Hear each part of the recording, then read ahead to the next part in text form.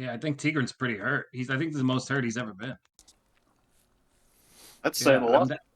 I'm down to 16.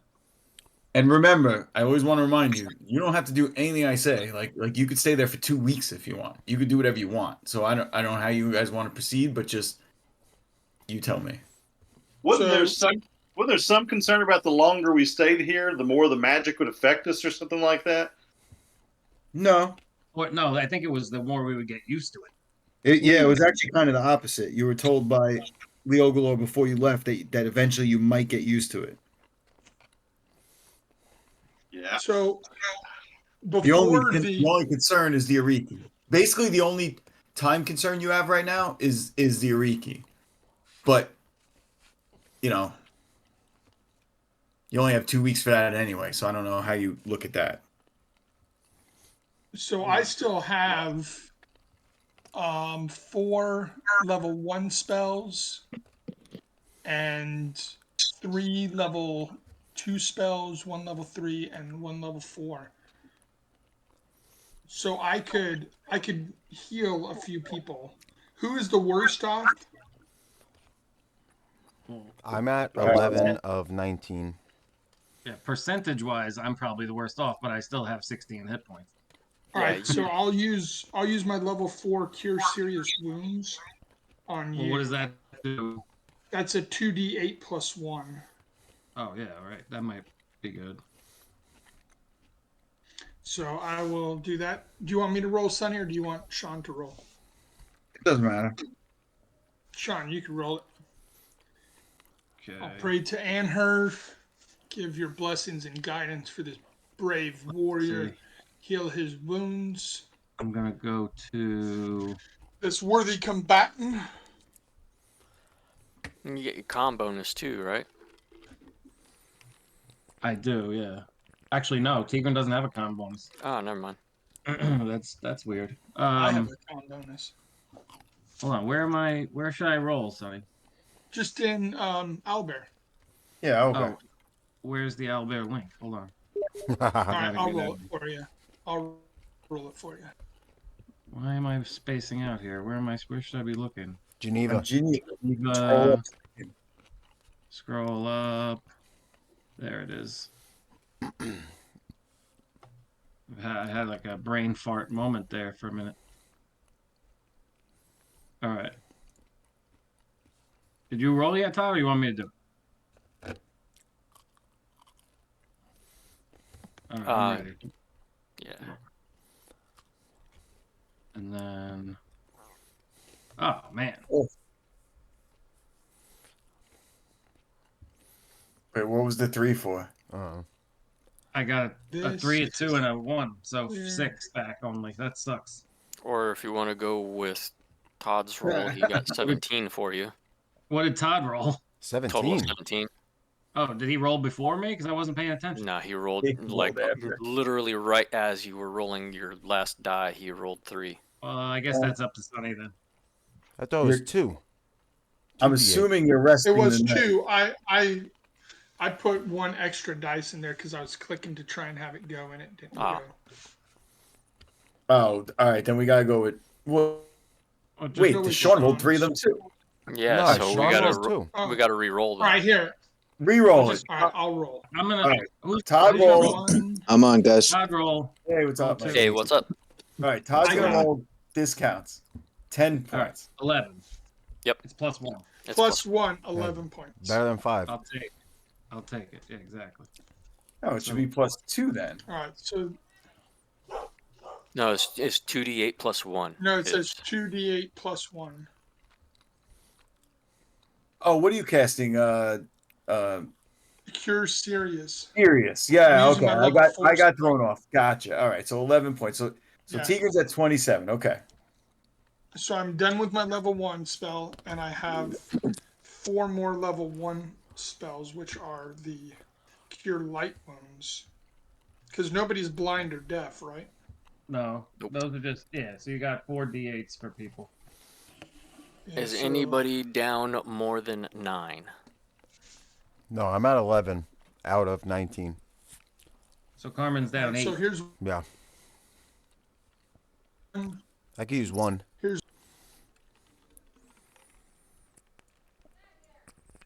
So you take 3 back. But That's for me. All right. I would recommend we rest after this still. What was Yeah. that? 3 for Carmen? 3. So I'm Yep, at 14. Yeah. Yeah. So I think Gavain, what are you at? Gavain is full. I'll tell you what I got. I got Tigran at. This is current after those spells. I got Tigran at 27. Torden at 36. Carr at 77. Mm-hmm. Jesus. Shaw 14. Yeah. And Gavain and Zartan are both full at 30. Well, they have different numbers, but they're both full. Remember, Sonny, I only have 19 health. I'm still level 3. I know. All right. Do you remember what you had, by the way, for if you get restored? Because Yes, I have it written down separately. I have my regular health and my current health. all right. All right. So anybody else need a heal? If you're gonna get him back after resting, I'll take another one so I'm full. And Carteret Alright, can use here's 9 another points one. if you're gonna rest. Yeah, if we're gonna rest, then you Alright. might as well. Yeah, if you're I'll gonna give rest, if you're gonna Carteret rest, this. use them up. All right. Because I'm gonna even give I this could. to The Carteret. rest isn't gonna bring me up that much more. There That's- you go. there you go. Oh, Carteret, that's a nice Carteret one. is only down 1 point. He'll get that resting. Perfect. I'll take one All more right. then, Todd, if you have it. Then And then all right, that this means you one is might have gonna one be- more first level for me too. Yeah. Yep. Yeah. And That's then But we it rest. depends on what you are compared to what I am, because I'm still at 36 out of 48. Oh, then you should heal yourself. But here's for Carmen. Well, 36 out of 48. Yeah, 12. Another 3. Oh, it was 17. on the 8, I saw it. All right. and then it rolled. He's full anyway, though. So how many Yeah, how many 17. points shy I'm are at you? 7. I'm too short. It's fine though. Yeah, he'll get that resting. All right. How I'm- short are you? I'm at 27 of 55. So I'm All right, I'm I'll give halfway you- down. Yeah, I'll give you the last heal. And then we'll rest. And if anything, you could always heal. Hey, Oh, that there worked. you 7. go. I'll take Seven. that. 34. Does anyone have a Constitution bonus? Make sure you're I adding do. your Constitution bonus if when he's healing, if you have it. And then I also have a healing I- proficiency, so I can give a Wait, 1. what does that? Cure Light Wounds doesn't do that. What? Oh, I thought Yeah. that was on any healing that you No, also no, add no. your Constitution bonus. Maybe. No. Maybe you're No, confusing I'm- Castles and Crusades. I don't know. I might be. Yeah, we probably are. All right, so real quick before we go, before we go to the next day, right? Because so you're going back to the house. They're gonna set you up in a nice room. Mhm. You're gonna relax. There's plenty of food. They're gonna take care of you. But I just want to talk about quick things. I did some calendar work this last week, and I realized that the characters in New America, right? Remember when before you went to the Dwarven lands, you went to Mountain Home, right? And you helped with the mine. Todd did his very strict negotiating and all that, and then you left. You would have gotten word when you were in Mountain Home that a ship had come from a place called Grandish. So basically what I'm getting at is that now New America knows about Geneva and Grandish. And vice versa. And did they land in Brith, like the Yes. first ship?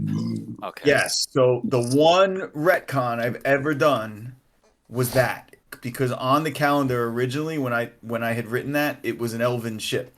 But then I ended up kind of changing how this campaign was going to go, so I changed that. So it wasn't an elven ship, it was a ship from Grandish. So with that, Sonny, I have ancient history proficiency. Do you want me to roll or anything to see how much knowledge I would have of Grandish Well, who are you talking about? to tell the party? Oh, well, wait a minute. You know I'm talking about the New America party. Oh, I thought you were talking about us here now. No, you guys know plenty about Grandish at this point, because they've Grandish and Geneva have been trading for like a year now. all right. You're talking about Todd. Yes, I'm talking about your new America people actually do know about. They don't know much, but they know that there is a place called Grandish and a place called Geneva, and there's still people there. Gotcha. All right. You would have picked that up. All right. The other thing. So as I was planning today, and we've been playing, I think we need to discuss criticals because initially I had said let's just not use them for like mass battles because it kind of doesn't work in your favor. But now that I'm like, this is really the first time I've run a true higher level campaign. I never when I was a kid we did it, but that's a joke. I don't even count that. But where we take it seriously, and criticals can be devastating. Like, if God forbid a 3-attack powerful monster crits like more than once, you're pretty much dead. Mm-hmm. So I don't care if you guys want to use them, we'll use them. But my recommendation is I think we shouldn't. I think we should get rid of them. I think. And then you also have the flip side of that too on a crit fail where someone like Tigran is gonna hit an ally. With his That's a freaking good point, massive too. damage dealing, he's gonna freaking take out an ally on a crit fail. That's a good point too. So I guess there's always a risk on a crit. the question is how realistic do we want to be? Yeah. Right. It's the risk reward though. Yeah. But it goes on both sides of the house. Though. No, It's gonna I know, happen that's for what the I mean, monster and so- it's going to happen for the I mean, character. So I'm it's still I'm pretty okay balanced. with whatever. If we want to take a vote or whatever, I'm okay with either one. I don't mind taking them out. I don't mind leaving them in. I understand what Sonny's saying. It is know. it is still just the roll of the die though, so Yeah, I'm kind of in the camp almost keeping it because it keeps it more realistic and the stakes Yeah. are high in a high level, campaign. yeah. This isn't for we're not kids anymore, as Not Sonny for put the it. faint of you know, heart. that didn't count. This isn't for the faint of heart. You were going to say. Yeah. Yeah, I'm If he- down for that. If he dies, What- he dies. I was talking to Yeah, my fuck daughter. it. What are we talking about? Whether Uh, we're going to keep bring using back- crit.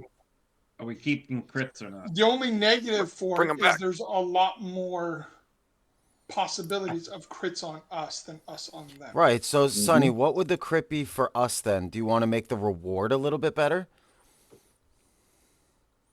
No, I don't want it to be different. Well, I just mean a crit could always be double damage. So the Well- risk reward is a little bit better. Well, what do you mean by that, though? You're saying that the monster has to roll, but you get a double damage all the time? No. Like if somebody gets a crit 20, then it's automatically double damage, which is a good reward. Like, get rid of the chart. Yes. Yeah. Yes. Yeah, but that's fine, but that still doesn't settle the problem of Well, because then monsters could get it. I mean, that's rolling is rolling.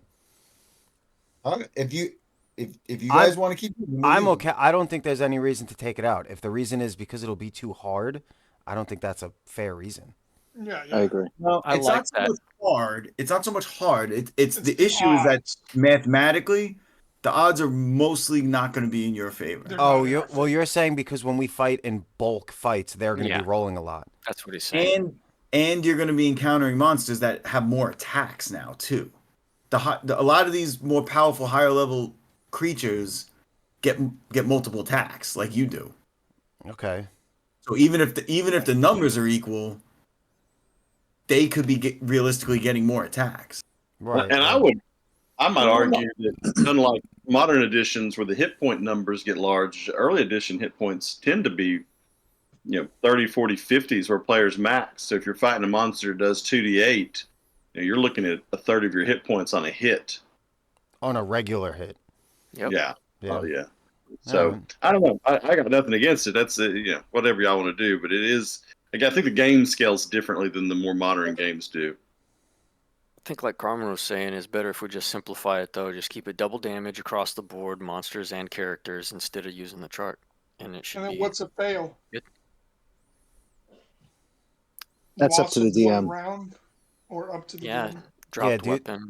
you have a chart for the ally. crit fails? Well, We have a You got to truck. leave that up to Yeah, circumstance yeah, too, yeah. though. I We mean, don't- if Yeah. somebody's firing an arrow and they know that Right, there's a right. chance that they could, like, if Sonny's like, yeah, well, your guys are there, you're gonna have a penalty on that, and you're like, screw it, no, I want to shoot anyway, and you roll a 1, you got to make it where he hits the players, you Right. know. I mean, Or Sonny, that there's some role to say. the only Did thing he that hit a still player makes or not? sense. Sorry, go ahead. No, that's it. I was saying, like, is that it? Or, like, is it automatically like in that particular case, like you Well, hit your Sonny friend, or would Sonny there has be a a chart role for that? that. Like you roll for a dropped weapon. If you roll like a 1d6, right, Sonny? That's what it You're is. gonna do the chart for the ones, but not the 20s. I guess we could do that. Yeah. String but- snaps on your bow, you got to take a round to fix it. Right, Sonny. The problem is still fighting in bulk, though, because that's a good point. Yeah, the numbers. That's Well, what I'm afraid of. that's So then why don't when you we're change? doing Why don't you change it just for that? right, I was gonna say that too. Like when we're doing these massive battles where we fight 50 of something or whatever, then there's no crits. But when if it's just us against, a handful of mine, like I don't know, pick a random number, an arbitrary number, 10, 5, whatever it is. If it's less than that, Yeah, Yeah, I'm even all the right with higher. that. But a large monster, we got to just roll with it because even Yeah. without them getting a crit, if it's got 3 attacks, those Yeah, 3 it's still attacks can gonna- mess us up. Yeah, know? exactly. It'll fuck you up.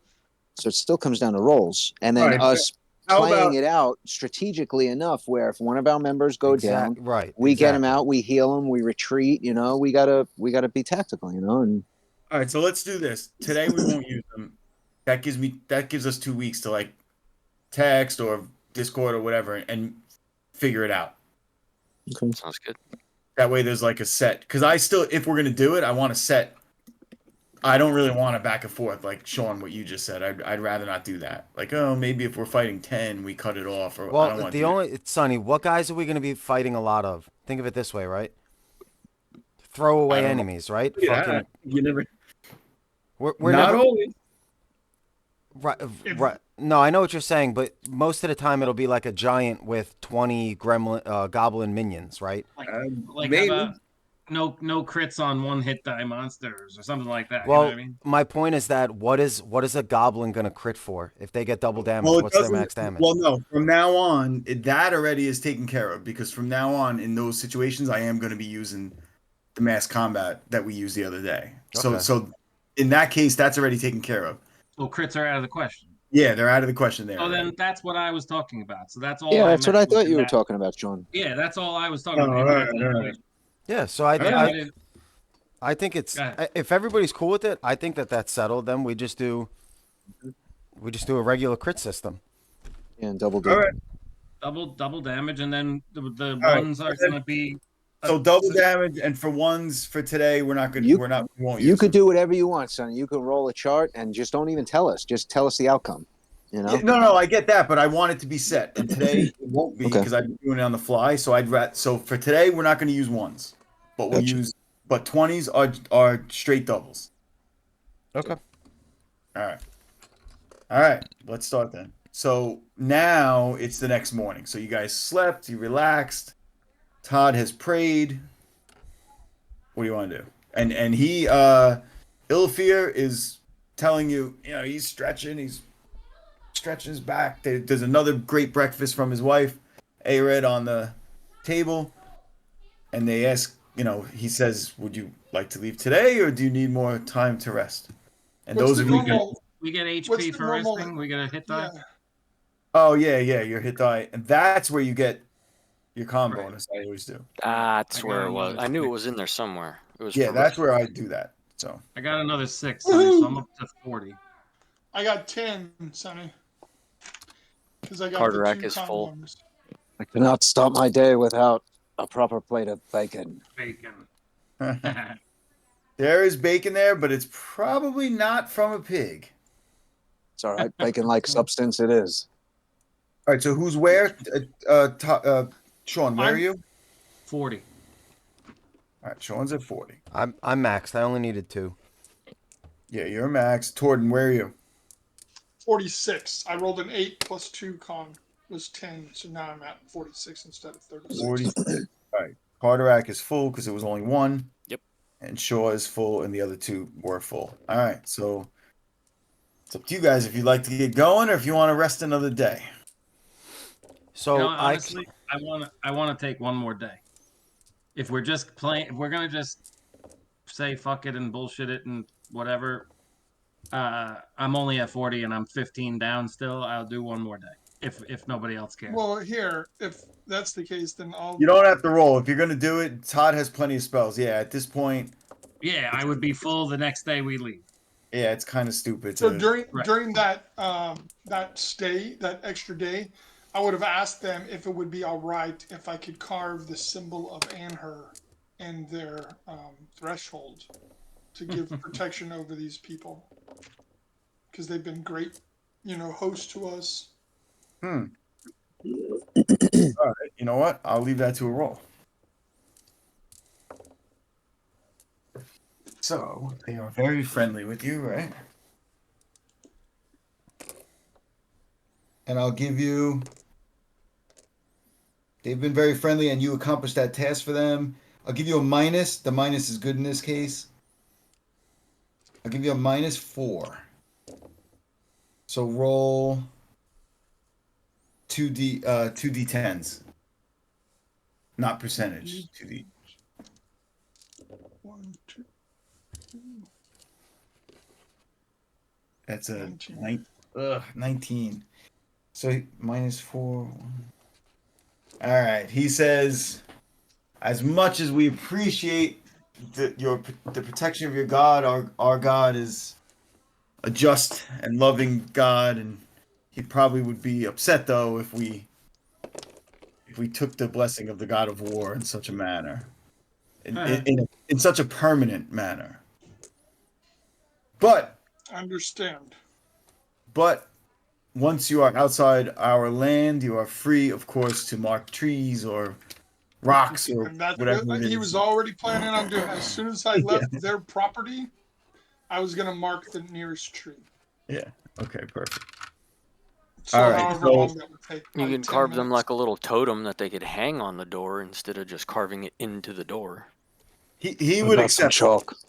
He would All accept right, that. if I would have had a day to do it, so Well, now you will All right. have a day. Correct.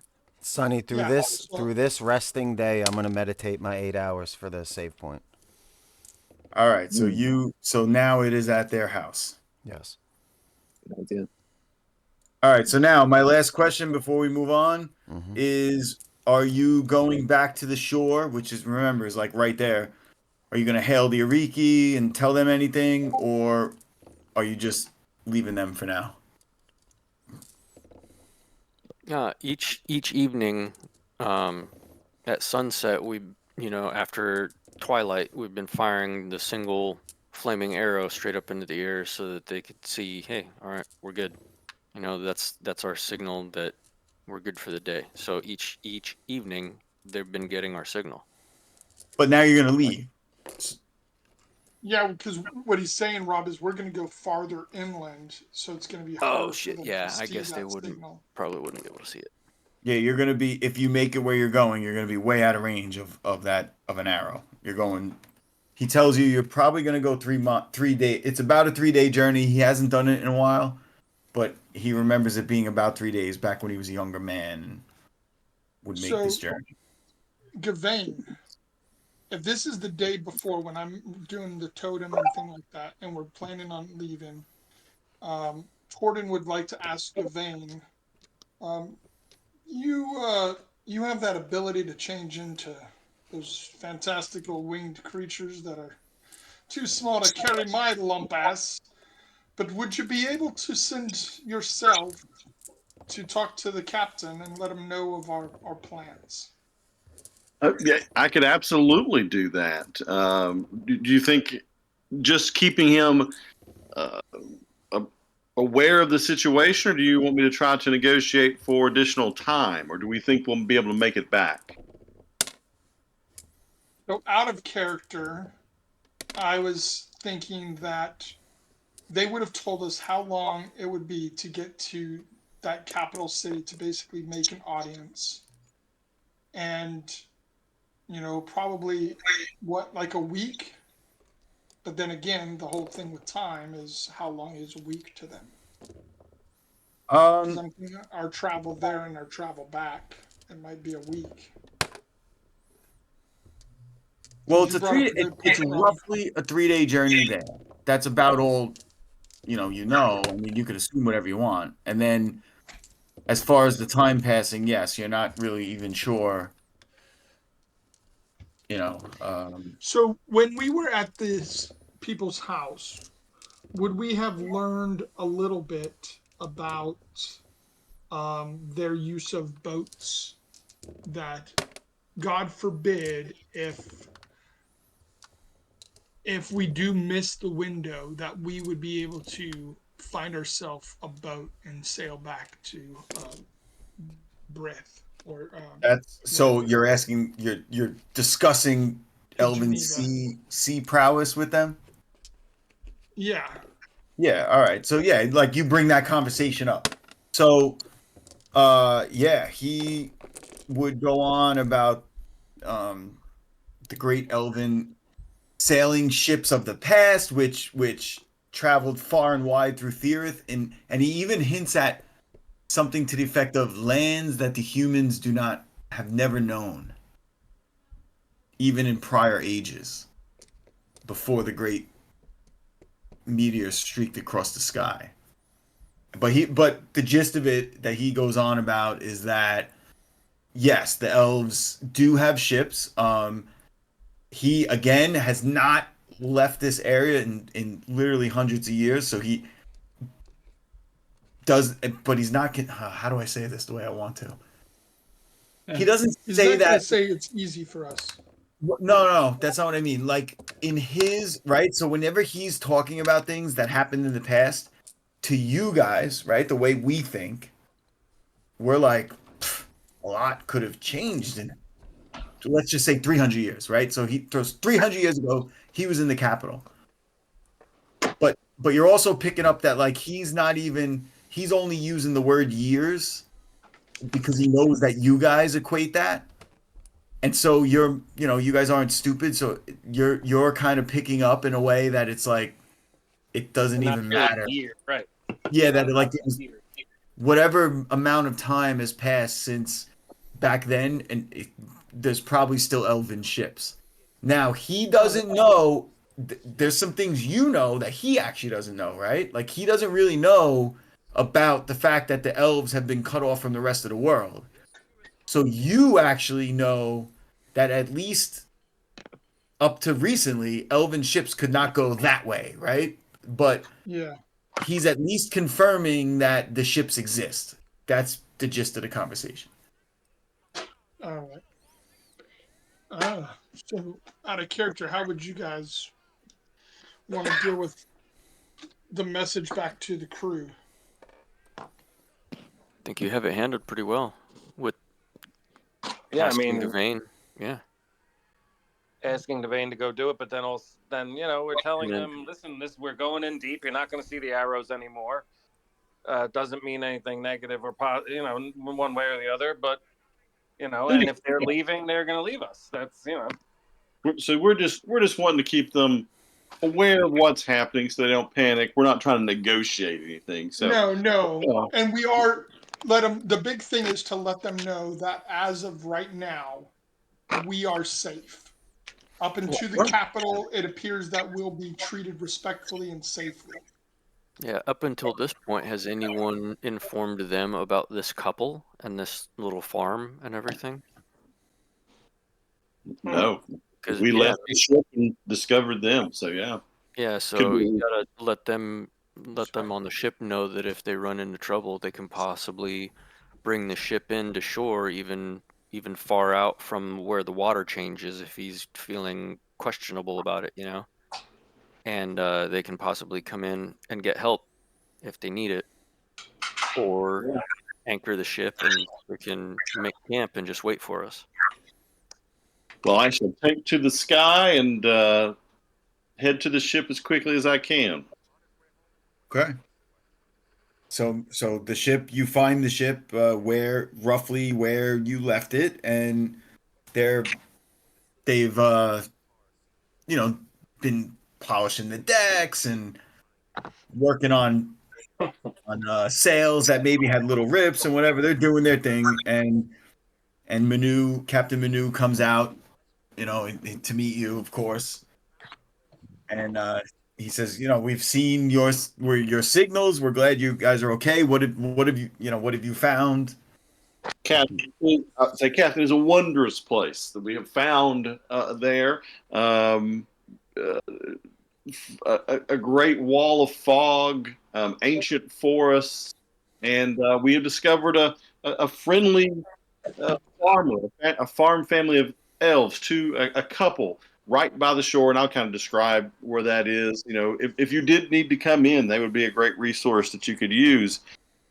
We wanted to let you know that we are heading inland. We're heading to the capital. We seem to have, in this elvish couple, we seem to have made an ally who's going to do the proper introduction. So we feel like this is safe, but we did want you to know that we believe it's a 3-day journey in, a 3-day journey back, and so you will not see our signals or signs, and we did not want you to lose heart or worry.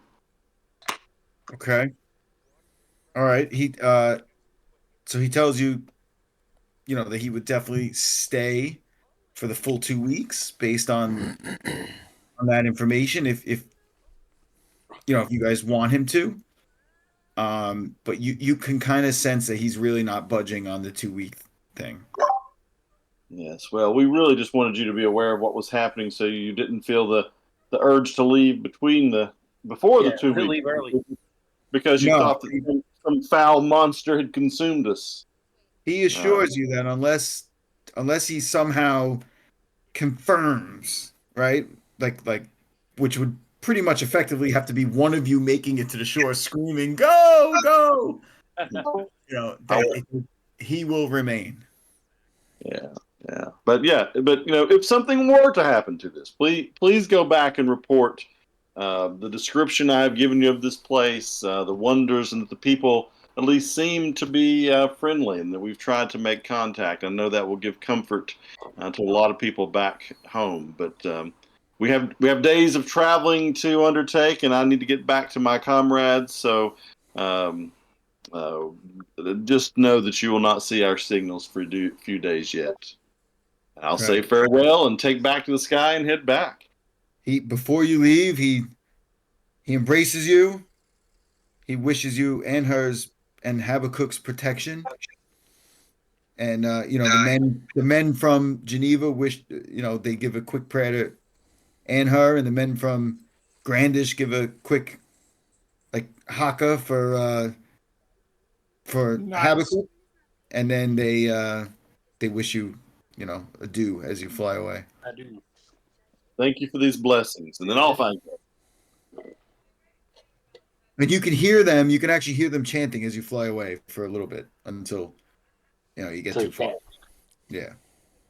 All right. So the ship is battened down, and they're gonna wait.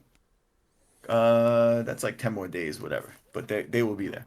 All right. So you get back, and it's the evening, so to speak. If you guys don't have anything else specific you want to do this day,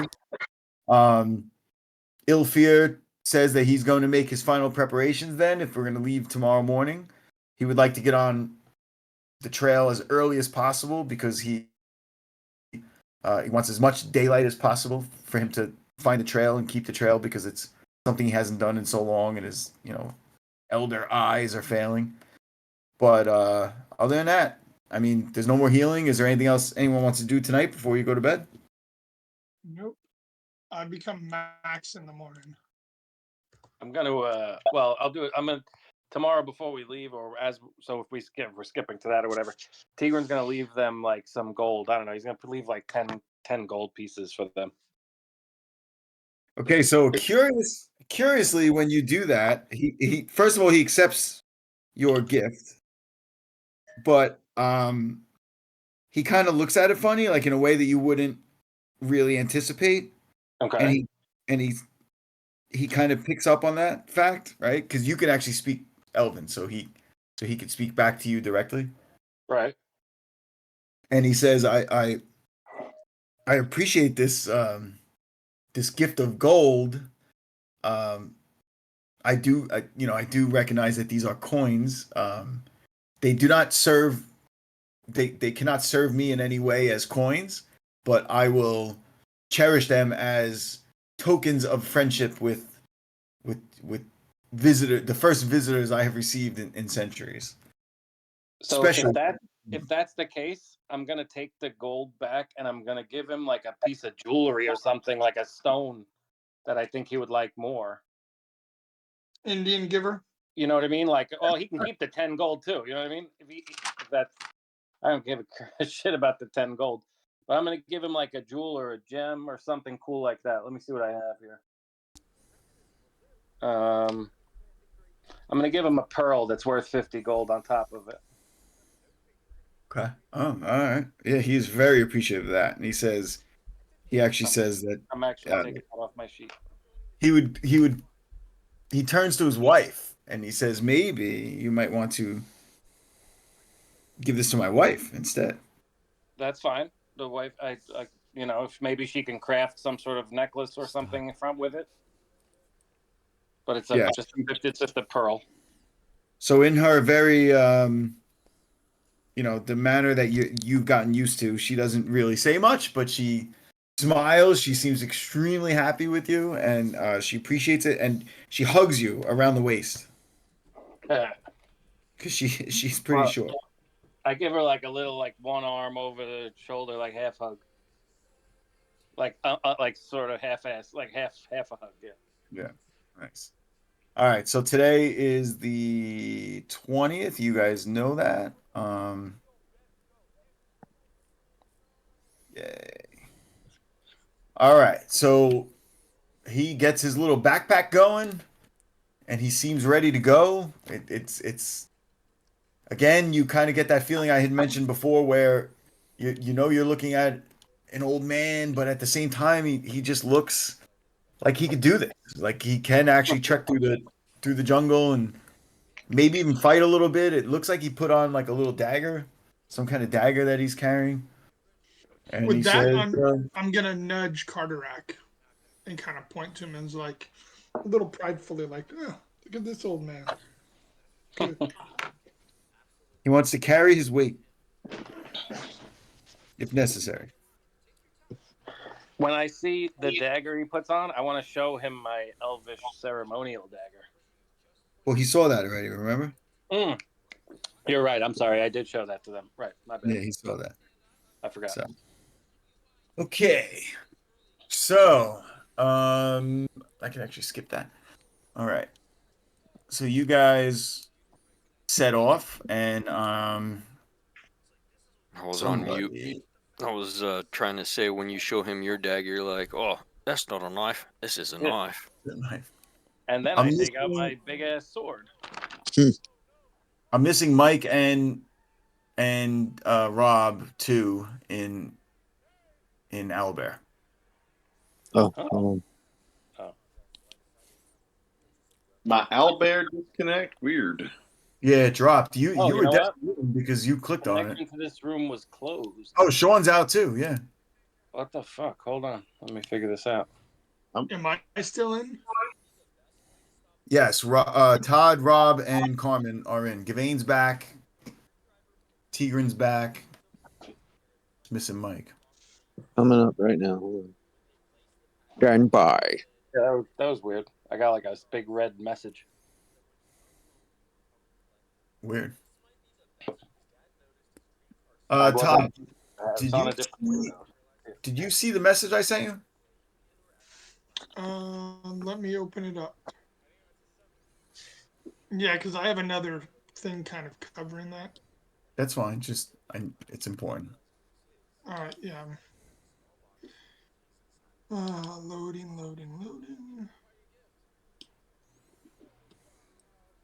What the fuck, Discord? Come on.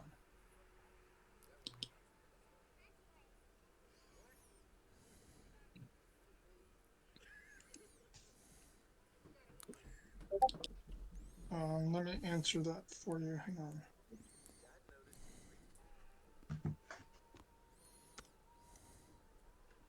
You can type back. I'll start though. So you guys, you get off on the road. Ilfir says goodbye to Ared, and it's a goodbye that is extremely touching. Almost gets you thinking like, what does this guy think we're not going to make it back, or he's not going to make it back?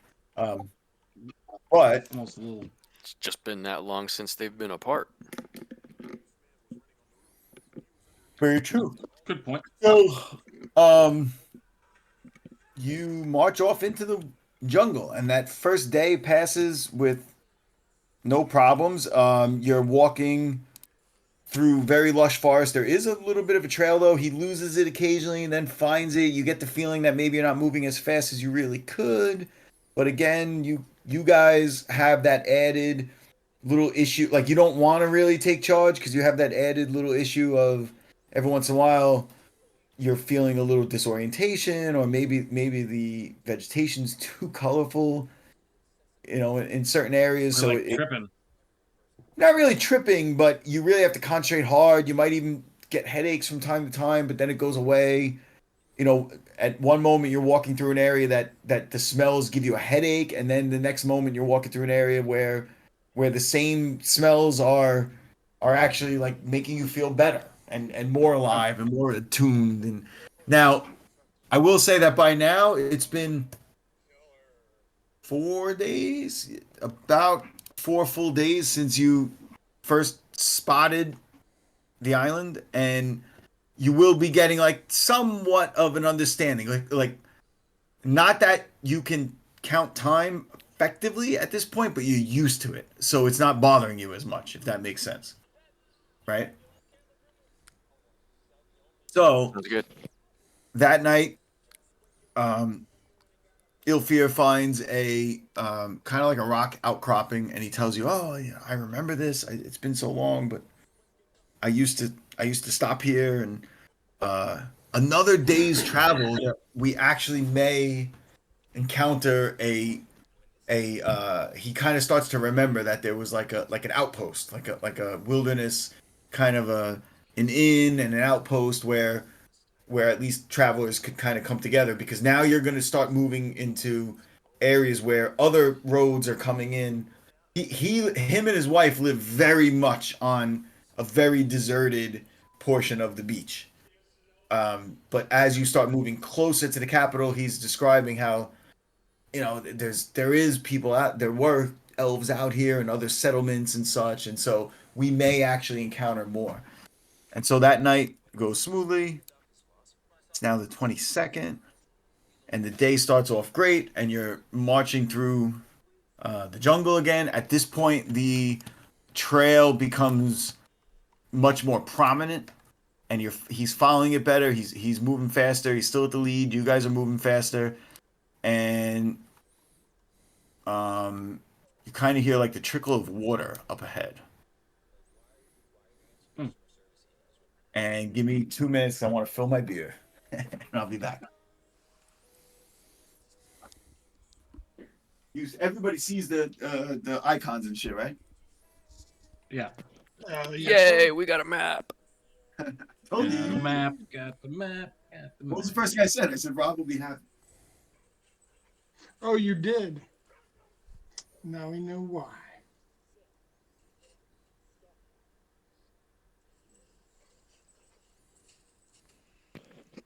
Just when I thought this day couldn't get any better, there's a map. However, it can get really bad also with a map.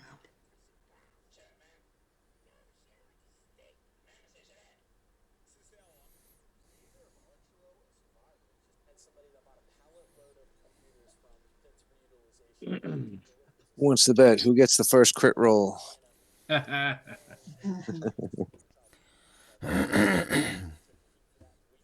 Let's do it. Well, what's the over under? That's Sonny.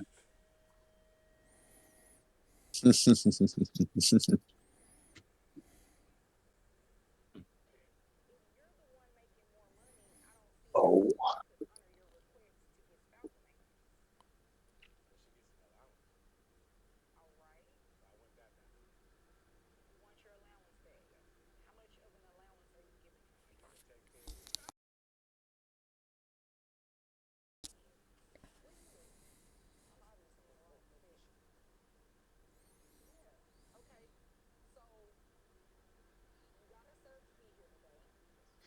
So, Gavain, while we're walking and doing this, what are some of your non-weapon proficiencies? What are some of your hobbies toward an Asya? Well, as strange as it may seem for those of you who are used to wizards being the scholarly type, my family has always been a family of sailors. We live on the sea, and we've made our livings on the sea, and so I grew up as a young person sailing, and my natural inclination towards study has made me a competent navigator. And so I focus on navigating about the stars and learning what I can about that. So perhaps a bit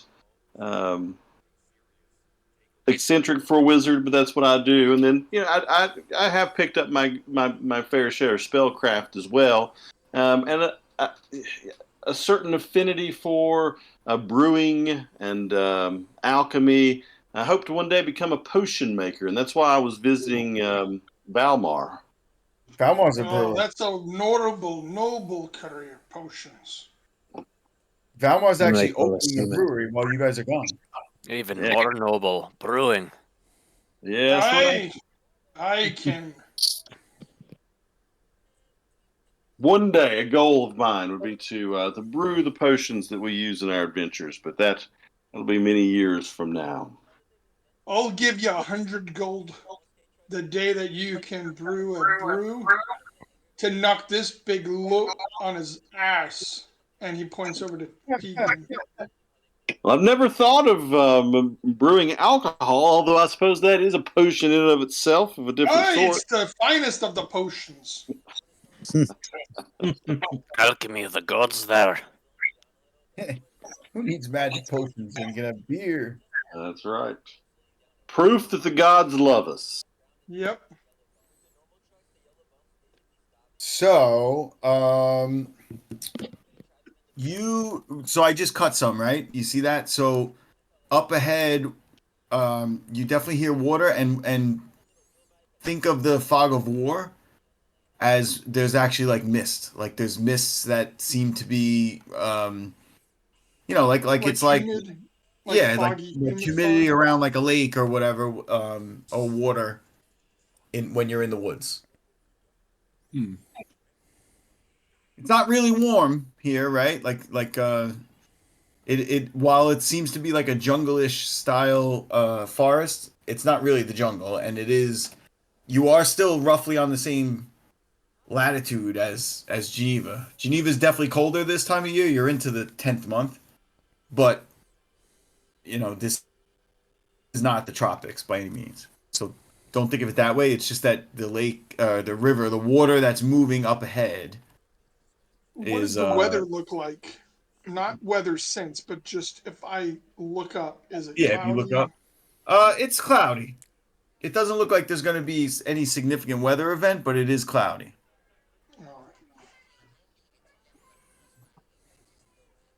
All right, well, let's move ahead slowly, carefully. Why don't you guys put yourself? Oh, we got to give something for what's his name? I don't think I have one. Okay. Yeah, for our elven guide. Yeah, I didn't really think of him. I'm just gonna use that marker. Where's that regular marker I use? All right, so that's him. So he has in the middle. Up to now, he's been in the front, and as far as he hasn't changed other than to slow down a little bit because he's kind of like, I don't remember there being water here. I don't remember crossing any kind of water. It's not really loud, right? Like it's not like there's a huge river up ahead. It just sounds like there's running water pretty close. Yeah, like a stream. Shaw and Zartan, do you guys want to be in front of me or behind me? Because Torten wants to kind of stay in the middle. I'm okay with bringing up the rear. Yeah, let's see. Um, Where'd I go? Oh, I'm under this stuff. Yeah, if the guy in the shade.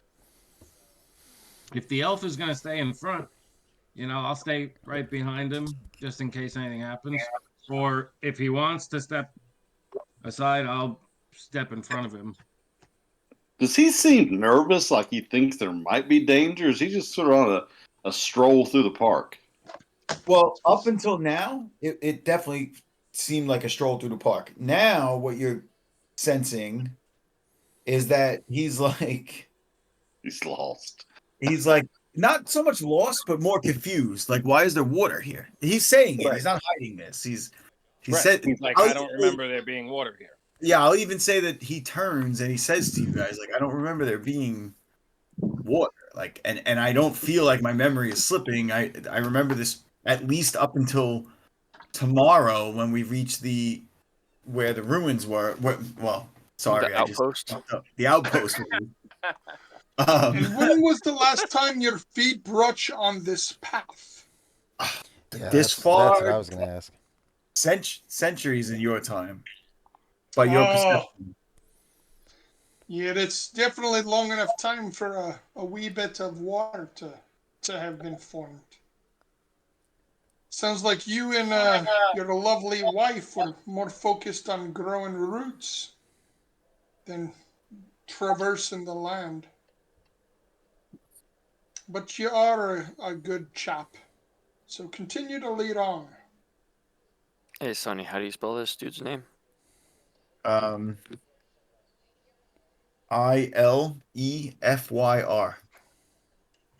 Ilfir.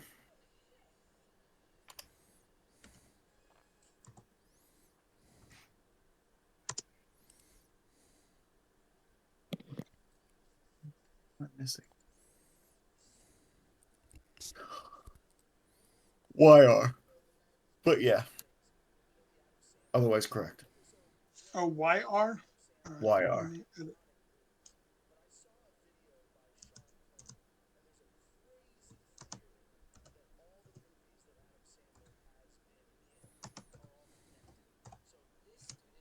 All right, so he's still going to lead. This is your order. So as you guys move up a little bit, right?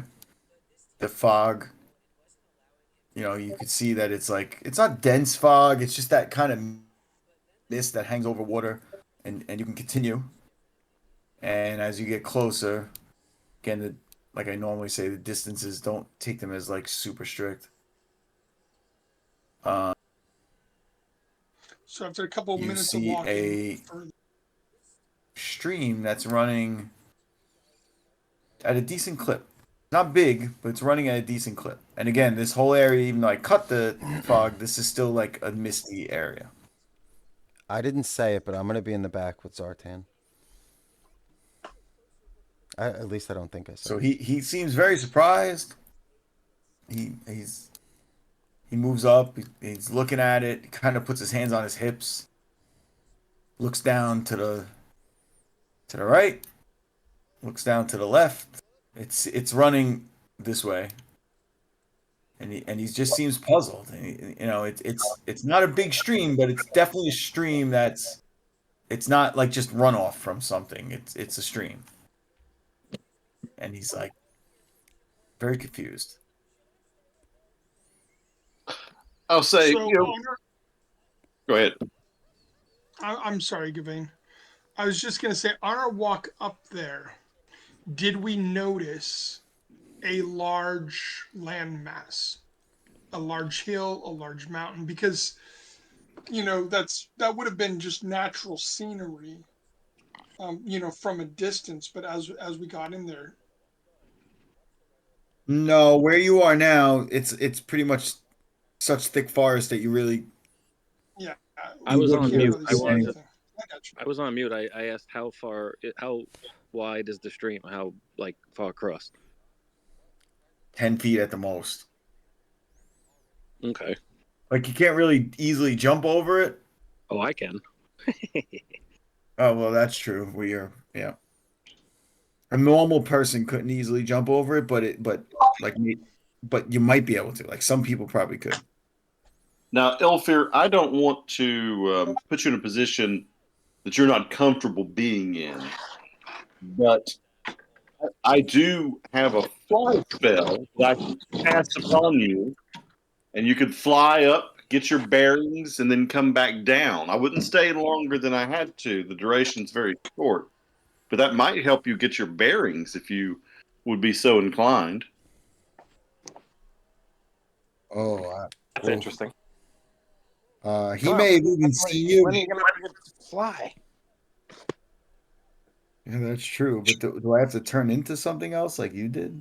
No. This would be this is not as perhaps useful or long lasting as my spell that allows me to take the form of the creatures of the earth. But this would just allow you to sort of you would just sort of will yourself up, and up you would go. Again, the duration's fairly short, so you wouldn't want to spend too much time. But you could fly up above the canopy and look about, and maybe that'd help you get your sense of where you are if things are if you're unsure about the landscape. Things may have changed over time. Perhaps there is a landmark, something that comes above the canopy that we can't see from here. Get your direction. And All certainly, right. I would volunteer any of us to do so, but it would mean more to you. Likely, you would know what you were looking at. So he's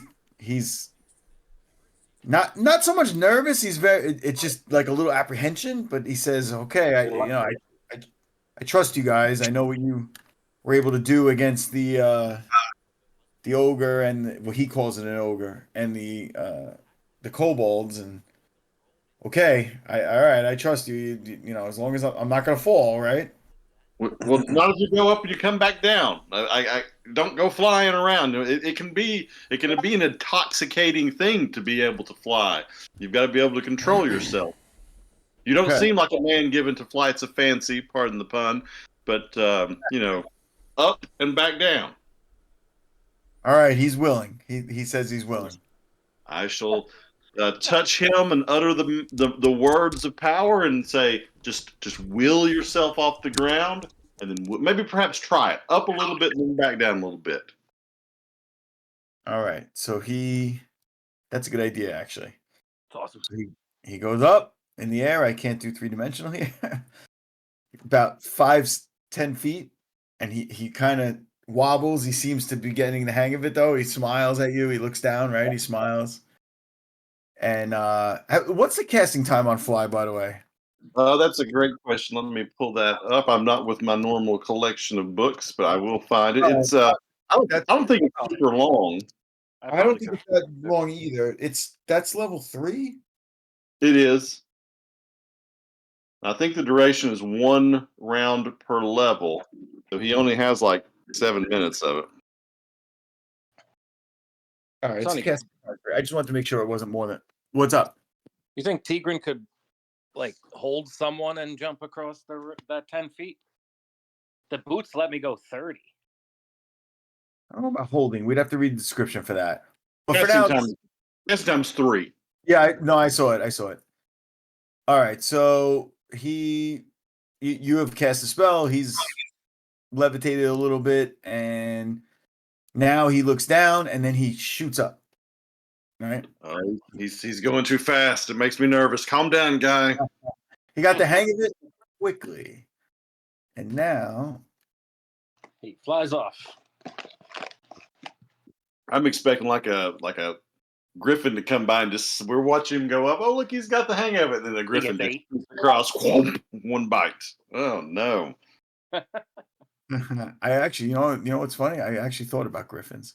All right, so he flies up, and suddenly you notice that he stops.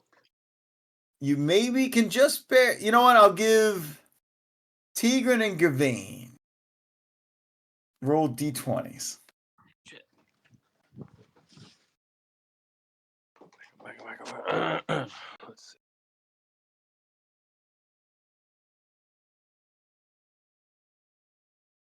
I rolled a 3. All right, Either really good or really bad. Gavain. Oh, you went back. Yep, I got you. Yeah. I heard Tigran, but here we go. D20.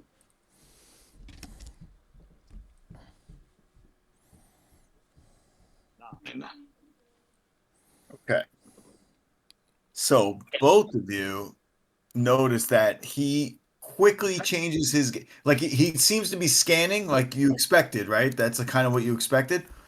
But then all of a sudden his gaze like goes sort of to the left, right? Like this way. Yep. And down, and then all of a sudden he like wobbles and then tries to like come down real quickly, but he inverts himself because he doesn't really have the hang of this, right? So coming down, he like comes down head first. Now I'm gonna give him a roll. I'll try to break his fall. Well, I'm gonna roll to see if he manages to like Right, and if he treat fucks it like up, a I'll hover try to- or yeah. All right. I didn't really make stats for this guy, but I'm gonna do a D12 and say 1 to 4. He does not, and he bonks his head. Oh, he does. So he comes flying down. Tigran tries, but can't really get it because it was so quick, and and he comes down. Boom. I have to make some really quick stats for this guy, actually. All right. So 2. Bro.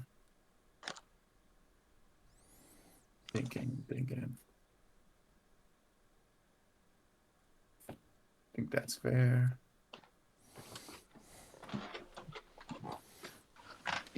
Does Tigran get a dex check to see if he catches him? No. Ah, It would have been he's too fine. quick. What I did I missed roll, up. by the way? What was that D4 I rolled? It was a 2, wasn't it?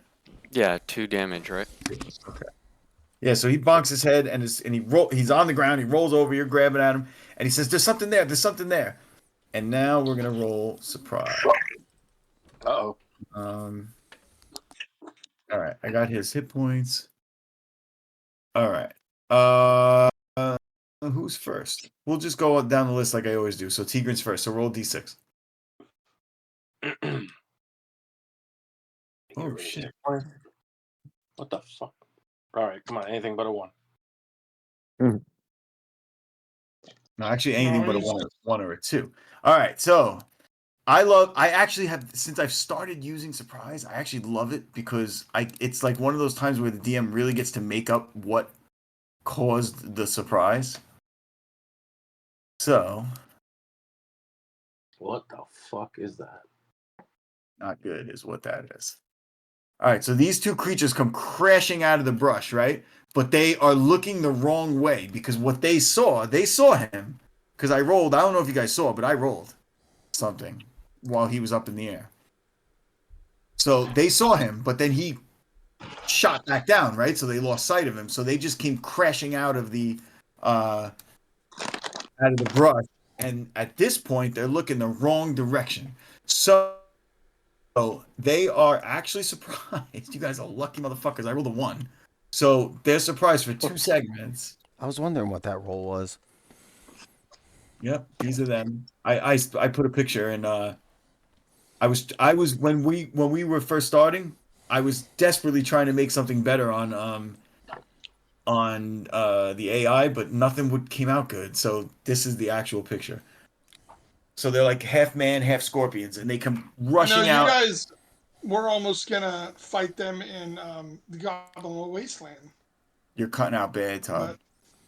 But I was saying you guys. So just so you know, fought this them guy in here, Goblin number Wasteland. 1, is looking off this way, and so his tail is facing basically this way, and then this guy is looking that way with his tail facing completely the opposite direction behind you guys, and so that you're surprised you actually get 2 full segments of attack routines on them. And who made it across the water? You're not Oh, across the water. That's the only thing. So we got to figure that out. So we'll start with Sean. So Ilfir is out for the surprise round because he bonked his head. So Tigran, what are you doing? You see these 2 things.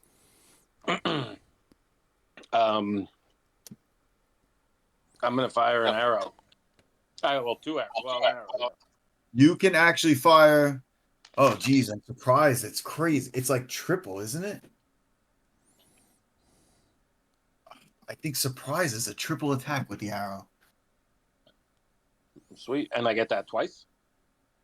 I don't know if they changed that in 2nd edition, though. Actually, you know what? I gotta admit, I don't know, but I think you guys might want me to delay and look this up.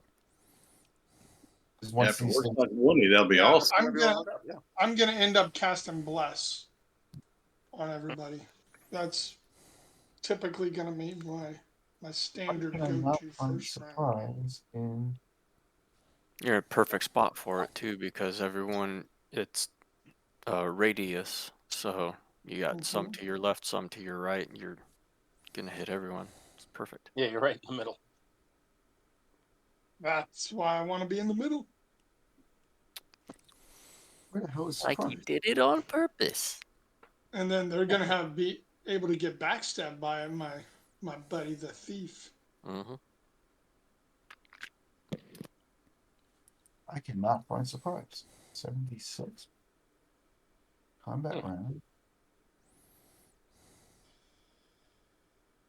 Did they take surprise out of the revised second edition?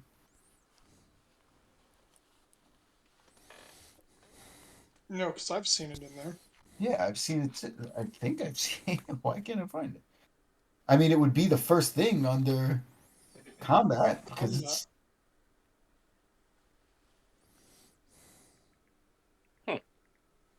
Hold on. Now I gotta go to the back one where you. The index. It's right where I went to.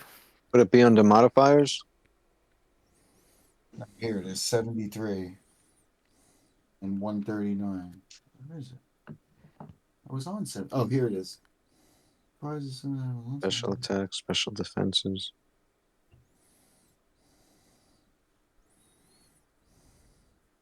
Oh, they changed it. They did change it. All right, so you got surprise, but it is different. All right, so table 35. I finally figure out surprise in first edition, and you're telling me they changed it in second edition? I never knew that.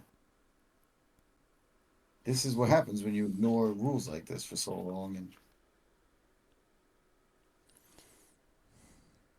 table 35. All right, so you actually. All right, so it's different. All right, so the segment thing, right? That's first edition. What happens in second edition is you won initiative, and you get bonuses. All right, so it's not going to be as beneficial. All right, so here's what I'll allow, right? Because some of you are pretty far back. So Torden's going to cast Bless, and what's your area of effect? It is, I believe, 60 yards. Let me. All right, if it's 60 yards, you're definitely going to get everybody.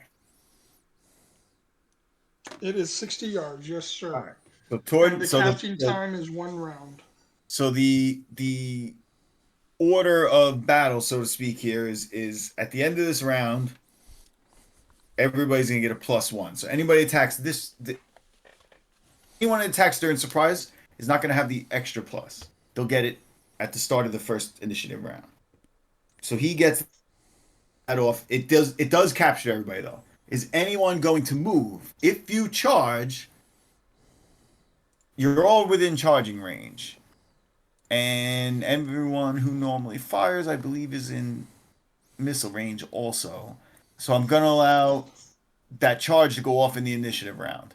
Well, wouldn't we be charging across the water?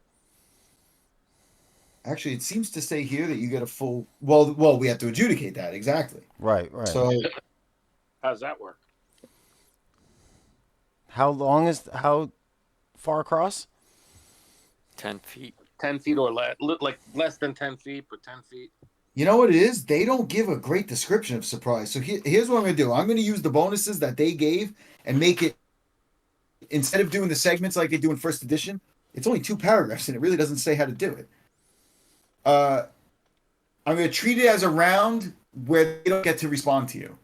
So there's not going to be 2 segments, which sort of becomes 2 rounds. So you guys are getting a full round to make actions, and then next round we'll roll initiative. And you're going to get bonuses to attacks, any attacks that can go off. All right, that makes sense. So let's go. All right, so let's go one by one. I got Todd. It might be easier to have them come across the water because they'd be vulnerable.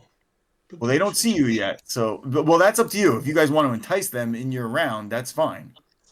Yeah, it's still attack, but I don't know. Well, I'm yeah, praying. that's I'm right. blessing. That's what I figured. Shoot arrows, let them come to us.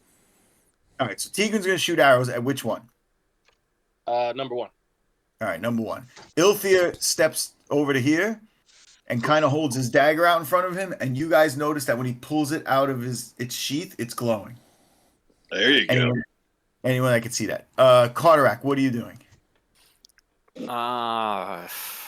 If he's in straight line distance and within range to charge, he's all about freaking wetting his axe. So if I can charge, he's gonna charge and attack 1. Okay. Without going into like crazy descriptions or stopping it like some weird DMs would, I'm going to tell you that if you charge straight forward, you're going to learn for the first time that this water is not very deep. You say not very deep? No, like he actually can charge right across it. But Run across? you can't change your action because he discovered that by charging across it. No, yeah. Yeah. That's fine. So he's charging and gonna. What All right. do I get my full complement? Yeah, you'll get what One you. for the No, bless. with a charge, you only get 1 attack, but you'll get all kinds of bonuses. and Oh, we'll do okay, that. yeah. So it's the +3 then. So +1 for the bless and +2 for the You don't charge. get the bless yet. No, You the said bless it is at next the round. end. Oh, it is. We'll do that in a second. Let me figure out what everybody's doing though. Gavain, what are you doing? So if I see everybody kind of focus their attention on one, I think I will try to hypnotize 2 and hit him with a hypnotic pattern, kind of focused only on 2. Okay, and do you have the range?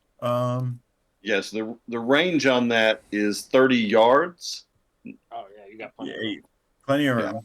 and it's a 30-foot cone, a 30-foot cube. But I'm going to push it over where it's just out in the woods, and it just gets that one. If I can just get him hypnotized, we can focus on one and then turn our attention to the other one. Okay. So yeah, you could step over here, and that'll be clear. All right, Zartan and Shaw, what are you doing? Go ahead, Mike. Zartan wants to go. I guess attempt to hide in any shadows in the brush here and go through the brush to potentially attack from here. All right, so you're not going to make it over to here yet anyway, so you don't even have to hide in shadows. You could just move into the brush and make it probably to about here because you're moving through thick stuff. Sounds good. And Shaw, what are you doing? I'm gonna move up and boomerang. All Well, right, this stuff didn't happen yet, right? Well, it's going to unfold right now. I just want to know what everybody's doing, and then we're going to go. Yeah, we just declared, I guess. All right. Oh, then no, I'm gonna change that quick then, because I could. Well, I guess I could make it anyway. How far is this? Is this measuring tool is accurate? Yeah, we're going to use that distance. And you're the monk, and you actually move faster anyway. So this actually might not even be a charge for you. No, I wasn't gonna charge because I have the ring to jump 30 feet ahead.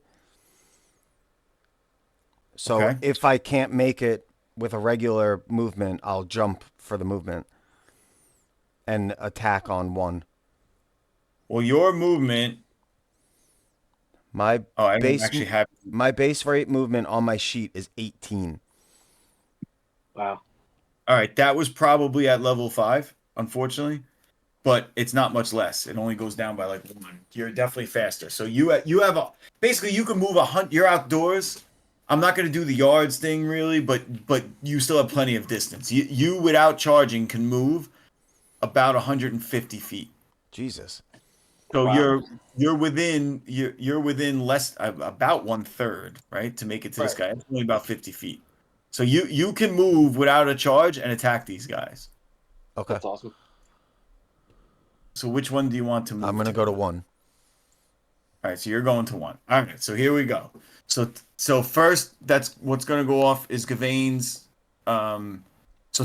First, what actually is happening is Torden's invoking Anher's blessing, right? And that'll affect next round. Gavain begins his casting directed at number 2. That's hypnotism. That's 20. It can only affect 24 hit dice. I hope he's got less than 24 hit dice. Oh, he's got less than that. They have a lot. And- They have a lot, but he's less than that. But then he does get a saving throw versus spells. And then if he takes any damage, it's going to be negated. So it really is just to keep him over there while we beat on 1. As soon as he takes damage, he'll come out of it. All right, so he is Where's my player's hand? I got everything open right now. All right, so saving throws. I love this. I really do. So he is saving throw for spells, right? Just straight save versus spells. All right. It ain't that great, but it ain't that bad. I need a 13 or higher on this roll. You ready? Less than 50-50. He rolls Yeah. a 3. All right, So- you all got the pin down. The invoking of the spell turns his attention towards Gavain, and suddenly you notice the tail flapping in the breeze in weird directions, and his eyes are googling over for anybody who's close enough to see that, and that thing kind of freezes in place with lights dancing around. Does it say that? I don't. Like, do we Does it see say it that too? it actually No. hypnotic pattern creates like a weave, if I remember correctly, like a weird, like almost like a, what's that word I'm looking for? Oh, you'd have to read. I mean, it almost sounds like it. Kaleidoscope.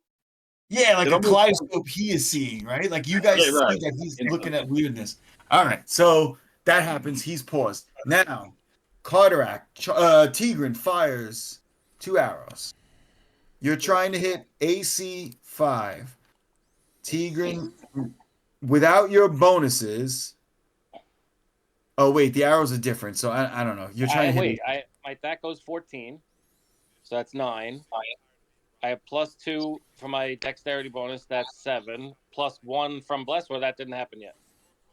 Bless did not happen yet. Okay, so I need a 7.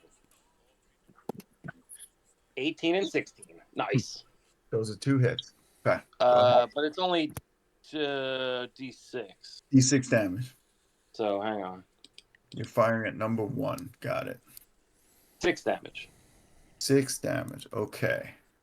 Now, Carteract with Should've one attack. You'll get your 2 attacks next round, though, still, right? Because it's a normal round. You get, from your charge, you get a +2.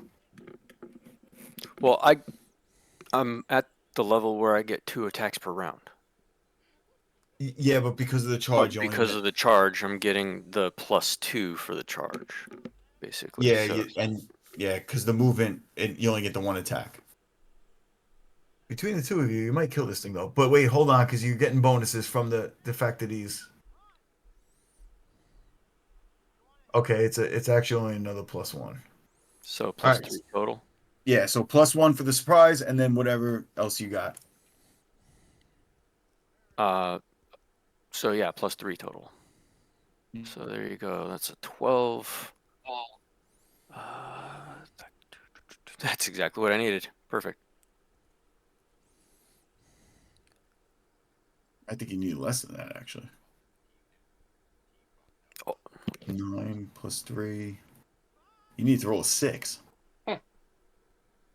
When I move in with my sword, That I have to was beat on the a other 4. side. My bad.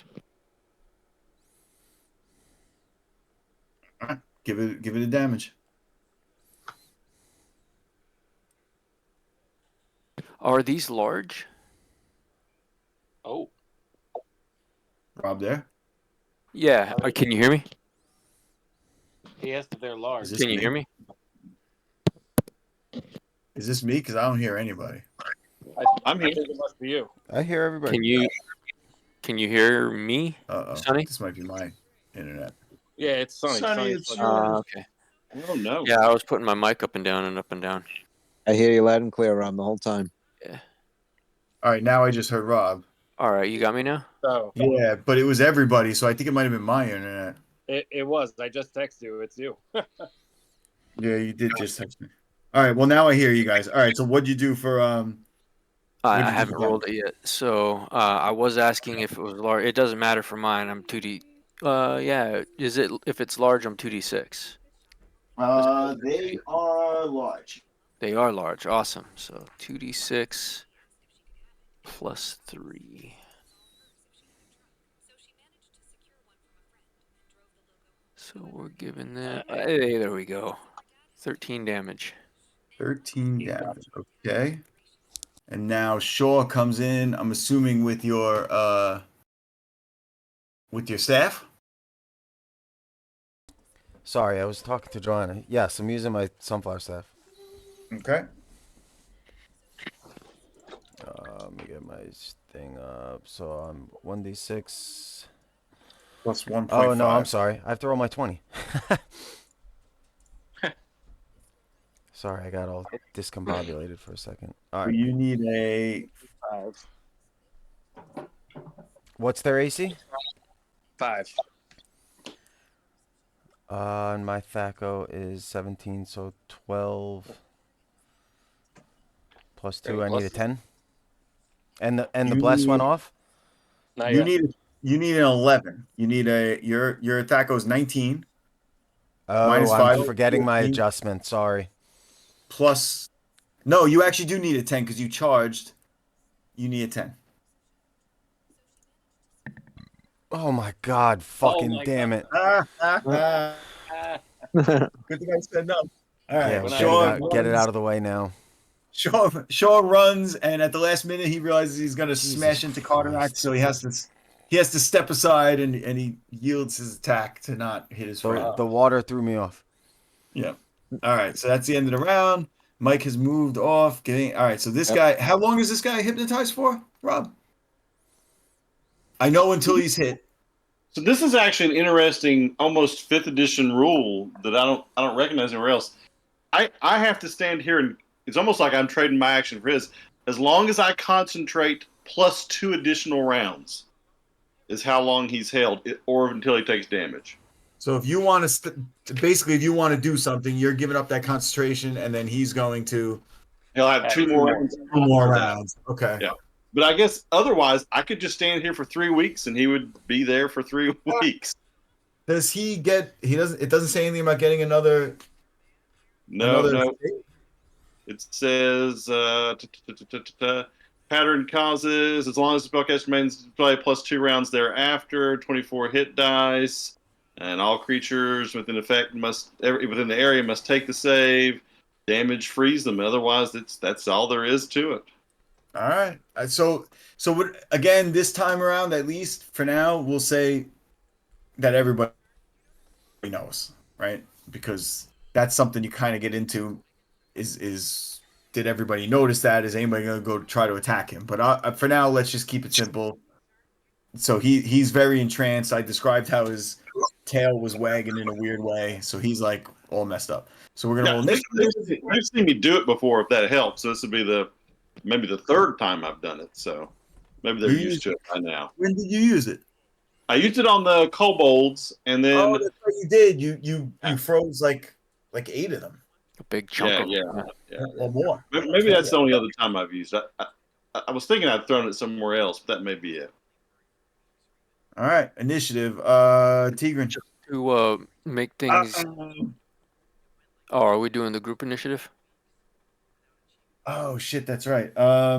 Do group initiative this round since I rolled it. I already made it easy on everyone. I added everyone to the initiative, including the enemies. Okay. All right, So let's use. we're all on the tracker. If you wanted to do that one. No, you know what? I That's don't see fine. it, Yeah, Rob. let's re-roll it. Let's re-roll it because I did say we were going to use it except in mass battles. So let's re-roll it. What are we doing? We're gonna re-roll it with a 10. Oh, he rolled a 1 though. So I ended up I got a 6 in the group and a 1. This guy really wants to go first. And now lower is better? So Yeah, low is better for one this. is So 1 is 1. Oh, Say we're it doing the movement now, You right? said 1 rolled a 1. yeah, 1 rolled a 1. 2 is not gonna roll at all because he's Yeah. he's So I'll like leave out of 2 it. at 0. Yeah, he's out of it for now unless someone hits him. Who else rolled? Tigran rolled an 8. 8. I got you. I'll put it in for you. No, Hey, Sonny, remember we're what doing is, we're still only making 1 roll, remember? But you're getting your individual based on your weapon speed. Oh shit, So you're doing with- that. Okay, I got Yeah. confused. yeah, Sonny, That's with what I that thought for we my next round, I have a casting time of 4. Oh, okay. Okay. Hold on. Let me work that in. So weapon speed 4, got it. That should be the only thing that changes. Okay. All right, I got you. Rob, I got it all on that sheet I use, so don't even worry about Oh, that. No, I have yeah, another. I got I'm- you. I'm- No worries. As far as weapon speed and all that, my move. I don't know if you need to adjust anything or you feel like whatever. Anyway, I'm moving in and switching to my sword. So All right, so at this I don't know if point, it hurts. why did I just do that? At this point, you are only 10 feet, roughly 10 feet away, so you actually can move and attack this round. I was hoping so. Yeah, more than 10 you'd have to charge, but either way, you didn't use your charge, so you'll get to attack. So, 2 attacks. he goes first, though, because his initiative is a 1. Did anyone else? Actually, guess what? Shaw has. Well, no, because you were holding your staff because What? you used it last round. All right, so he goes first. So he's got 2 targets because Tigran wouldn't make it there yet. So he's actually got Shaw and Carteract. So I'll go even Shaw because you're on the left, odd Carteract because you're on the right. Oh, fucking A. Fucking Every freaking Every time. time. Shaw, I have a feeling Shaw's gonna end up dying, and we're just I've got. I'm over here with freaking AC2 and 86 hit points. I'm the meat shield from freaking heaven. Well, not with me around. On a silver platter to Yeah. take the hits, and never, Carmen always. never. I don't think Carteract's been hit in this game yet. No, I got hit for. I was 9. I had 9, Oh, that's right, you did 9 get hit hit. points down from the last encounter that we A had. scratch or two. A scratch or 2. Yeah, but Exactly. Shaw needs a pole arm so you can hide behind Carteract and thrust. You know what? He could actually use pole arms as a Yeah, you need a pole arm, Shaw, because then All you right. won't get hit. I need more health. All right. Unfortunately, he needs a 4 to hit you. Oh my god. So these are his claws. Oh, he missed with 1. He missed with 1. So he does All 2 right. damage. It's 2. 1 plus 1. I could take that. Yep. That's pretty 17. good so far, but now this is the important one. Uh-oh. His tail. A stinger. Actually, ooh, should I have rolled to see if he uses his tail separately? Because he's in Carteract. I think I should. I'm going to do the even odd again. Oh, so he does go with the claws forward and the tail towards Carteract. All right. All right, he needs. All right. I'm like, this is freaking what he's for. Don't say that I'm this still time. fulfilling my purpose. Finally, yay! All right, he needs a 9 to hit Carteract with the tail. So the tail comes whipping out. And the dwarf ducks! Wow, are you lucky? Carteract's too short. He went right over his head. AC2. That's what I'm talking about. Oh my god, that's insanely awesome. All right. Let's do Carteract first because he's the fighter that was up front. So you get 2 attacks this round. You're hitting All AC 5. Yeah, and I've got the +2 on each. And now you have the bless. Oh, +3 on each then. No. Yep. What's the +2? Well, it doesn't matter. It looks like you That's hit him. for- no matter what. That's for my bonuses for strength and. Oh, okay, all right. Those are your normal ones. I just didn't realize. Yeah, okay. It doesn't matter. because Strength and specialization. Yeah. So +3 total for. So Carteract swings that great axe twice. And does he put this thing to bed? You hit twice. Yeah, I know. Come on. Let's see. Knock him out. So that is 4d6 plus 6. Nice. 14. Yes. As Tigran runs up and Shaw reaches back from getting hit by the claws, Carteract splits this thing in half Oh, Wow. Nice. with multiple chops, and the human side is laying on, in the ground, and the scorpion side is toppled over. Now, really all that's left this round to adjudicate is Torden. What were you casting?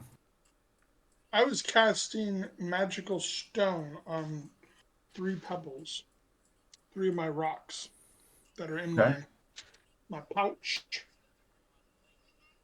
All right, so that goes off. What does that do? Make them like +1 or something? No, it's just to make them 1d4 points, but I can throw 3 of them at once. Gotcha. By using this spell, this priest can temporarily enchant up to 3 small pebbles no larger than sling bullets. The magical stones can then be hurled or slung at an opponent. If hurled, they can be thrown up to 30 yards, and all 3 can be thrown in one round. Gotcha. All right. So Zartan would come out of the brush. Yep. I'm not gonna make the roll because And at this I'm point it kind of, even though he doesn't know it, it kind of doesn't matter. So let's just forget that.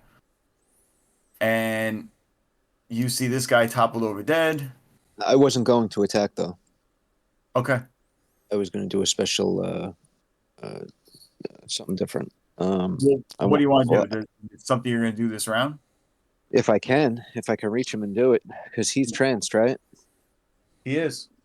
I'd like to take my rope and grapple and wrap it around his tail and tie it around the nearest tree. And the tail is facing you because he's facing the other way. Wrap the tree first, then the tail. Let's see what way he's facing because he's kind of like entranced, right? So he's. Yeah, I thought you said that his head Was facing Was north. He was looking facing like this northwest. No, And his actually, tail would be here. if Gavain is entrancing him from here, He'd be looking his yeah, he'd be direction. looking that way. I would go with that, his line of sight. Now, But that if I doesn't mean walk past him, doesn't mean he's you not can't going to do snap it. out of it. I just can't attack him. That doesn't mean you can't do it. It all depends on where Gavain cast the spell. He doesn't have to cast it in between him. He could have cast it on a No, it's a cone. It's a cone from him. Is it? No, it's not. It's not a cone. It's a cube. I said I was going to put it. Cube. I thought you said a cone.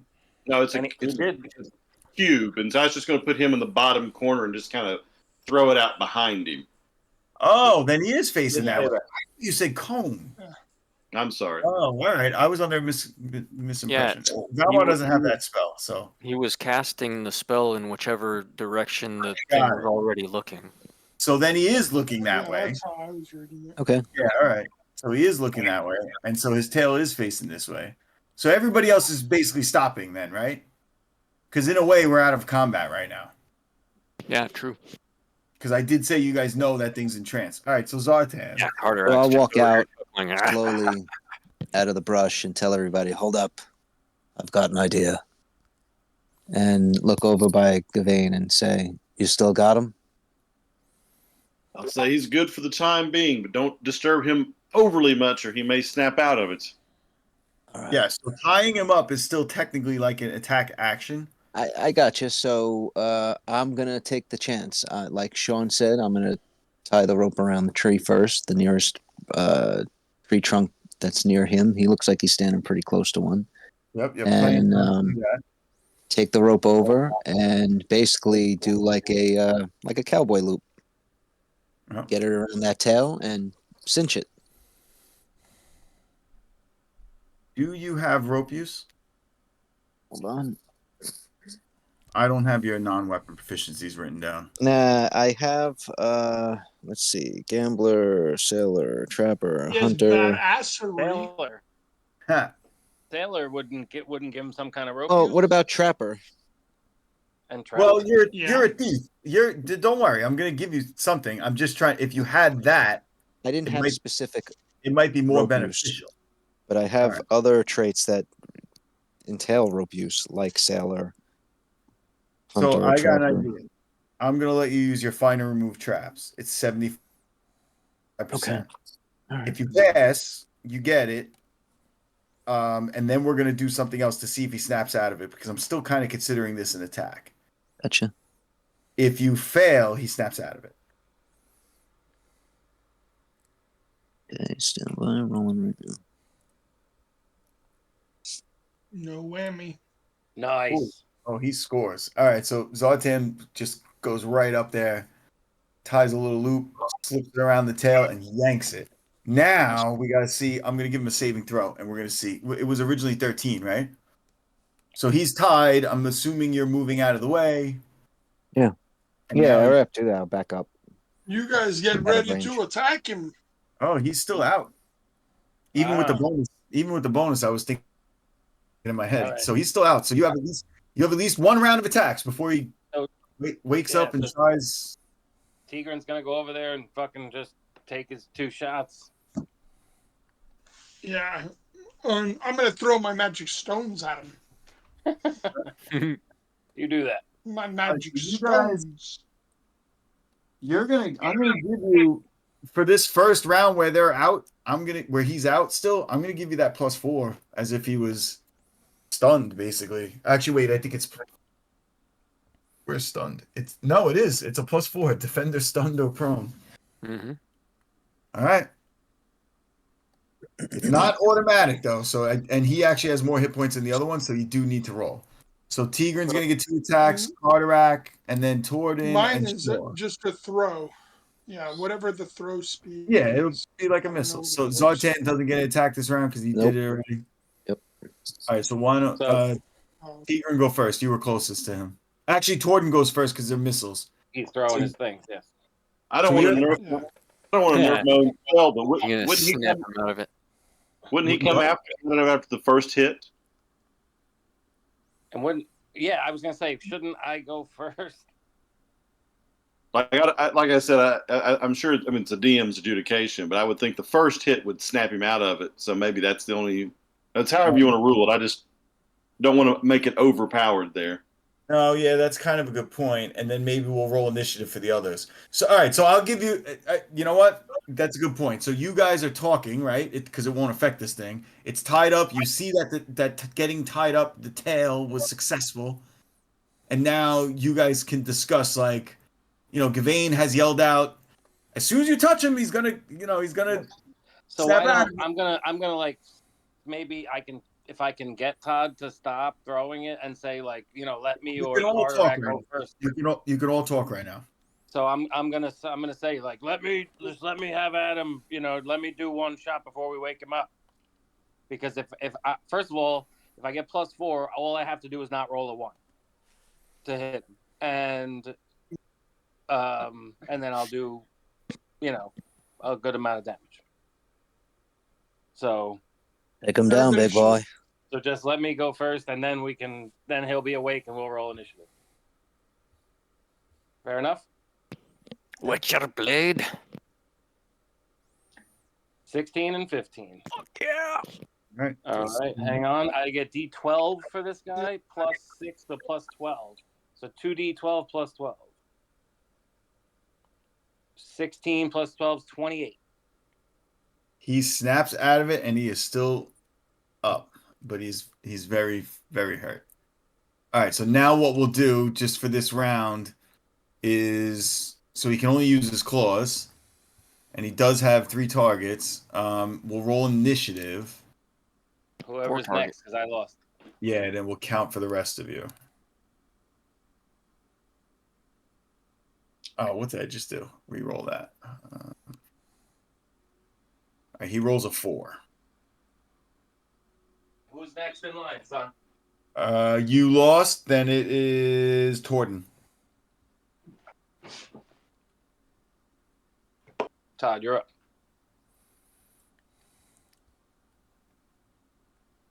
There. A D. Hello. D10. Hello. Yeah, we got you. Yeah, we hear you. Yeah, a D10, right? D10. Or D6. 10. All right. Ooh, 4 as well. So let's see who goes first, because I think he still actually does go first. So he ends up with a 4. No one beats him. Yeah, so he goes first. All right, so 1, 2, 3. So I'm gonna see. This is where I wish I could roll D3. I'll do it on Discord. I'm gonna roll D3. So 1 Carterac, 2 Shaw, 3 Tigran. It's on Discord if anybody wants to see it. I rolled a 1. It's Carterac. So All return right. Carterac with his non-poisonous claws, and he needs to hit Shit. Carterac a 9. Oh, Oh, shit. holy moly! Gets me. All right, with so both we, of 'em. we agreed to do that double, right? That we were going There's to our do this. penny. So actually, I got to roll one at a time. So here's the one that's not a double. That's a 4, and here's the one that is a double. All right. That's a 2, so another 4. So 8 points of damage to Carterac. All It's right. double with the bonus. All right. Yeah. I'll give you guys the bonuses. All right, so that puts you at 78. Mm, Yeah, Yep. 78. Yep. All right, now he's pretty much dead. So now, who's up front? So the people who actually have attacks on him. I think Torden might still go first. Yeah, Torden's Carterac's going last. His weapon Nine. speed's 9. Carterac is actually. Yes, it is Torden, then Tigran. No, it's Shaw, then Torden. But that's fine. Go ahead. Oh, he rolled a 1. Well, the 1 doesn't mean. Actually, the 1 is a missile this time, so I do have to see if it hits somebody. So Not tonight. Not tonight. Next time. Oh, that's right. That's right. We said that. Well, it's still missile combat, actually. That's up to you. I don't care. I was just fucking. Yeah, it's still missile combat. That's kind of a standard. So roll your damage first. So the 9 hit an AC 9, and I don't think he's AC 9. No, but you're 8. What you roll? An So 18. the One of them was damage wrong. is just is just a 1d4. Oh, Well, look there at you go. You got your max. I thought magic stones were D6. Oh shit! I didn't mean to do This that. says 1d4. Yeah, Oh, whatever my the spell says. Different Each spell. stone that it hits inflicts 1d4 points of damage. 2d4 against undead. That's what it was. I knew it was something different against undead. My bad. All right, so he is still up. The 1. Now I'm going to keep it simple. A 1d4. He's number 1, and then it's a 5 because Zartan's actually in range of this, right? So it's 1, 2, 3, 4, 5 going clockwise. I'm rolling it on Discord again. Roll D5. It is. You're hoping for a 1. It's not a 1. 1, 2, 3, 4. He hit Shaw. Oh, he hits Shaw. Shit. Yeah, I knew it. I was gonna say it. Roll that Wait, damage wouldn't on the 4 Shaw. be Carterac? No, because No, the 1 enemy is the counts. monster. 2, 3, 4. Yep, I fucking knew it. I was gonna say it. Roll your 1d4 for Carterac. I mean for Shaw. Todd, you got to roll to hit Shaw. Oh shit! 1d4. Roll a 1, Fucking A, buddy. it's always Shaw. Give Shaw your 1. 2. All right. It's only 2, so Shaw's at 15. Oh no, All I have right, like no health. now it's Shaw and then Tigran. That was an accident. What do you mean it was an accident? I rolled it before you said. I hit the space bar and it rolled. I didn't know it was going to. Well, you were next anyway, and you rolled the right die, so I mean that counts. I know. I missed And anyway. he rolled a 5. No, I know. Listen, All right, now Tigran. I don't care. I rolled by accident like 30 seconds ago. It's sitting there. If anybody wants to look at it, it's a 4 and a 15. It's both hits. You want me to re-roll it? I will, but this was like 30 seconds ago. Can you see it on my tray? I don't think that 4 hits now. I Yeah, think it does. No, I needed a 4 to hit total. Oh wow. I have AC 5, right? So that's 14th. That goes down to 9. Plus 4 to his down to 5. Plus 1 for Bless is 4. All right. So I hit with both. And they are large. So here we go. 11 plus 12, another 23 damage. Wow. All right. He goes down. Obliterated. He goes down. Those large creatures are fun, Oh yeah, man. You gotta love doing extra damage on those bitches. So he plops to the ground, and they are We'll both be back in a minute. clearly dead. That was good. We handled those very well. That could have been bad. That could have been very bad if the tail got anyone. And good job, magic user. Damn it, I can't. Oh, Gavain, sorry. Team That effort. was That's good. great call. Keeping him busy. So, is anyone Zartan wants doing to it? go over to the tail and see if he can cut the stinger and potentially use it as a weapon. I was thinking that actually. We got two. I wasn't going to use it as a weapon, more of like a trophy, but I was wondering about the poison itself. Could we put the poison on something? Coat your blades. So, we've done that in the past, but I kind of read more about that, and it's really not something you're supposed to be easily able to do. I'm not looking to Yeah. coat Not a like just blade. rub it I'm not on. looking to coat a blade. I'm looking to see if I can remove the stinger and just stab something else with it. They're really big, so you'd be carrying around like a pretty. I mean, you could do it, but No. I didn't know they were that big. Like we're talking like baseball bat big. bigger. No way. Really? All right, I got that. Could I make like a staff out of it or something? A Well, club? it's not articulated. I mean, What? maybe in the future you could, but it's like an articulated tail. It's pretty big. Like think about how big they are, and then the tail of a scorpion goes up and over them. I think Mike just means like the tip. Just the stinger, the stinger itself. The very tip of it. That's what I was referring to. If that could be Yeah, like removed wherever with a the poison- dagger, like I mean, I'd I started say- getting interested in the whole tail, but Mike was just talking about the tip. I'd say baseball bat probably is fair, right? Because it's pretty big. It's going up and over his head, and all right. If it's that big, I'm still anything bigger than a dagger. I don't want to touch it.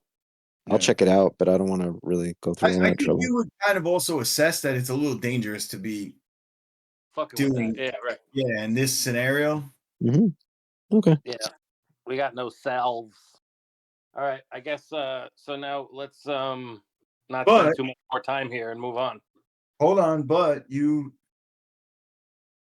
Any treasure? One between the two I'm of them, back. they're carrying one gem. Someone roll a percentage. My percentage don't count. Mike, you roll I it. got it. Yeah, I got it. So what happened since I was And gone? reset on me. They're Hold dead. on. Every time I go to roll, this thing Rolling for resets. treasure. Nice. 52. 52. You find 100 gold piece gem. Nice. All right. I would Whoever say wants to Zartan take would that. probably be the one to find it. You know. Yeah, if I was fighting with the tail, but you know what? When I pull that out, I'm just gonna toss it to whoever wants it. I don't need it. Yeah, no, Zartan's I past that. and her could always use the Give wealth. it to the priest to give to the It's got to church. be exceptional. Got to be exceptional now. I want to get my rope and grapple back. Oh So I'm yeah, gonna of course. untie the rope and all that. You can untie that. So yeah, Alright. Ilfir is very nervous, right? And he tells you guys after everything's settled down and you're kind of wiping weapons and catching your breath and such. And he tells you that these creatures haven't been seen in a very, very long time in the area. And he knows that if you saw two of them like this, they were probably getting water or something, and there is a lair somewhere nearby.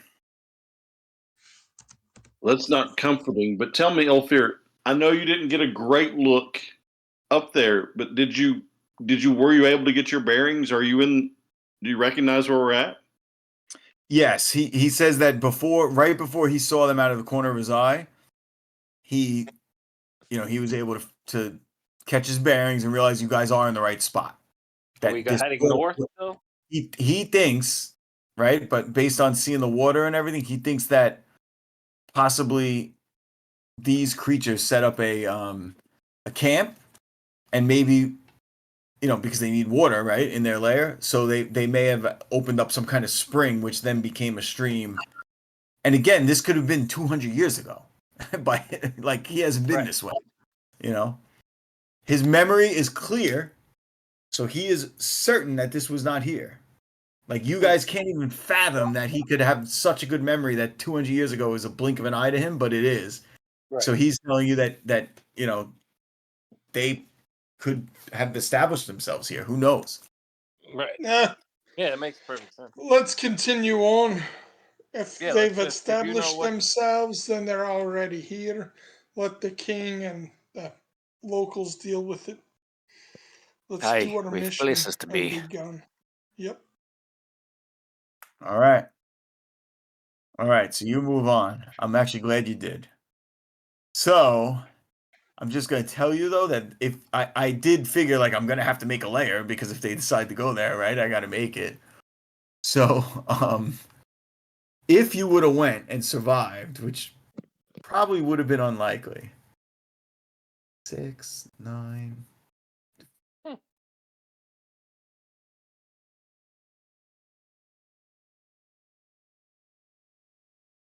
Oh, the king may want us to lead There an was, expedition.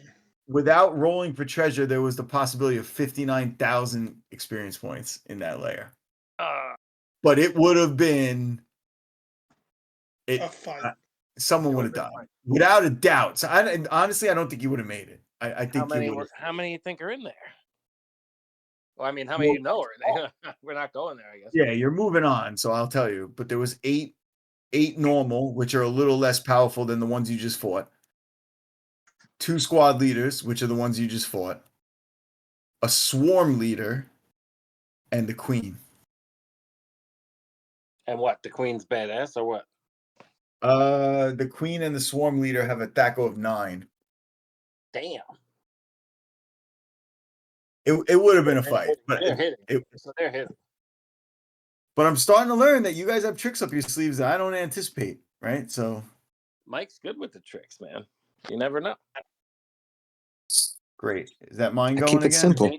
Vane has also been very helpful and tricky in a way. Is that Sean or is that me again? What's going It's on? you. You can't. It's you, Sonny. What happened? You guys hear me fine? It's me again. Yeah, Yeah, I can I hear hear Sean. all of you guys. Sonny is just having Yep. problems. I can hear I Todd. hear you, Mike. It's me. Just like, I'm writing did you back. guys ever I'm writing watch you Romper Room? I Yeah. see Mikey. I see Sean. She never said fucking Todd though. The cunt. Now I can hear Todd. I think it's probably because of the weather, because we had Did bad she ever weather. say Sean? Because you know. Well, now I can hear you guys. Alrighty. All right. So let me get to my Is that notes. before your time, other Rob? Yeah, I Before you believe find that it. was before my time, but What was that? What I missed? Romper Romper room. Room. That's not before his time. I remember. I Romper don't. Room. I do not remember Romper Room. You don't? Really? I don't at all. I'll have to Google it. Maybe we didn't have it was down here. very, very early 80s. Like Huh? 83. Yeah, he probably just didn't 84. have it where he's from. I was there. We just didn't have it out here in the wilderness. So Rob's a year older than me. yeah, not something I knew about. Oh, so you're like 77? 75 was when I was born. Yeah, definitely should have. Oh, I thought you were a year older than me. Oh, you're 3 years older than me. Yeah, I'm we're 18. 78. Yeah,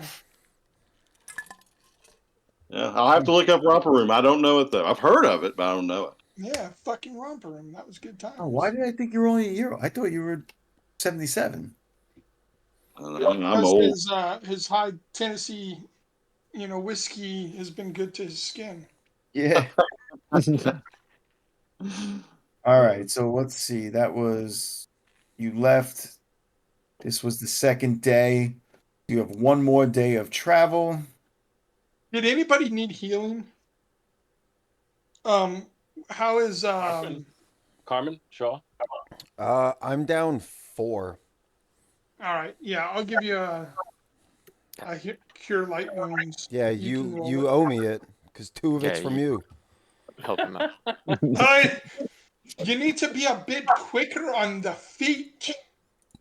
You got in the way of this. Are you giving me the full 4? Yeah. All right, so I'm back at my whole big 19. And how's Ilfer? Ilfer, how's the noggin? He's rubbing his head, but he feels he's okay. I'm gonna make like just a little mark on his head, like, oh, this will make you feel better. I'm not really gonna give him any hit points, but I'm just gonna try and see if I can make him feel better. Like if he buys it. Well, your proximity to him makes him feel comfortable. All right. Nice. Like these new And then $100. I'm gonna nudge Carterack and say, "You think I'd waste a good spell on an elf?" It's what like a placebo. You can give him Right? pet his hair and tell him it'll be all right. Yeah. Mike and Robert, we'll start saying Robert, missed my little story before. Actually, Carmen, I think, did too. I bought Skechers a couple like 2 weeks ago because I have a wart on my foot that hurts like fuck. And so I bought these Skechers and they ripped. Like they just like separated, this piece just separated. So I went back to Skechers yesterday and I'm like, these things just ripped. I'm like, I only had them for 2 weeks. So she looked me up because I'm in their club and she found it. And she's like, oh man. She goes, you know what?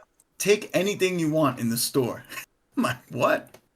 So I bought, everybody knows me. I bought yeah, give me the cash. I want you. I bought like $50 Skechers, like the cheapest ones I could find.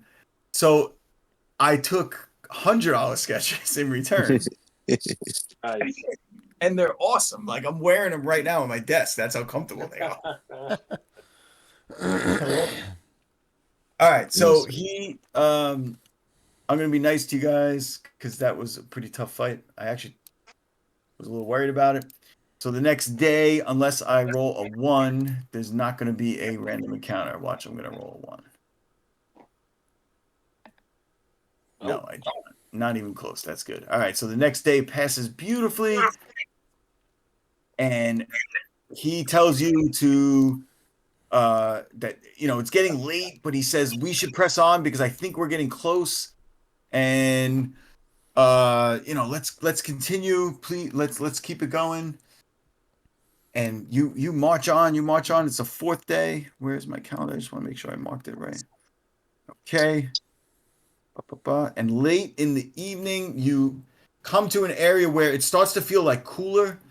Like you might be approaching like some kind of valley, some kind of area with thicker, different type of trees, higher, taller trees. And you can see a change in Ilfir, and he seems to like straighten his back and hold his head higher. And he just realizes where he is, and he's smiling. He turns to you guys. He starts to whistle.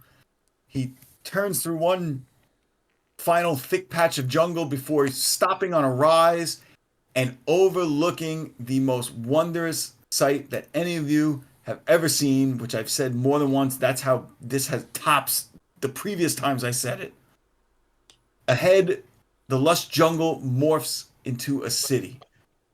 The slight nausea and disorientation you've experienced since arriving in this strange place actually intensifies for a few seconds as your brain processes the scene before you. The Elven City is massive, but it blends in so perfectly with the natural world that at times you have trouble differentiating between the two. Where are the pictures? Ilfir chuckles a little bit, looks at you guys, smiles, and begins to pick his way down the now open path leading down to the city. And this is what you see.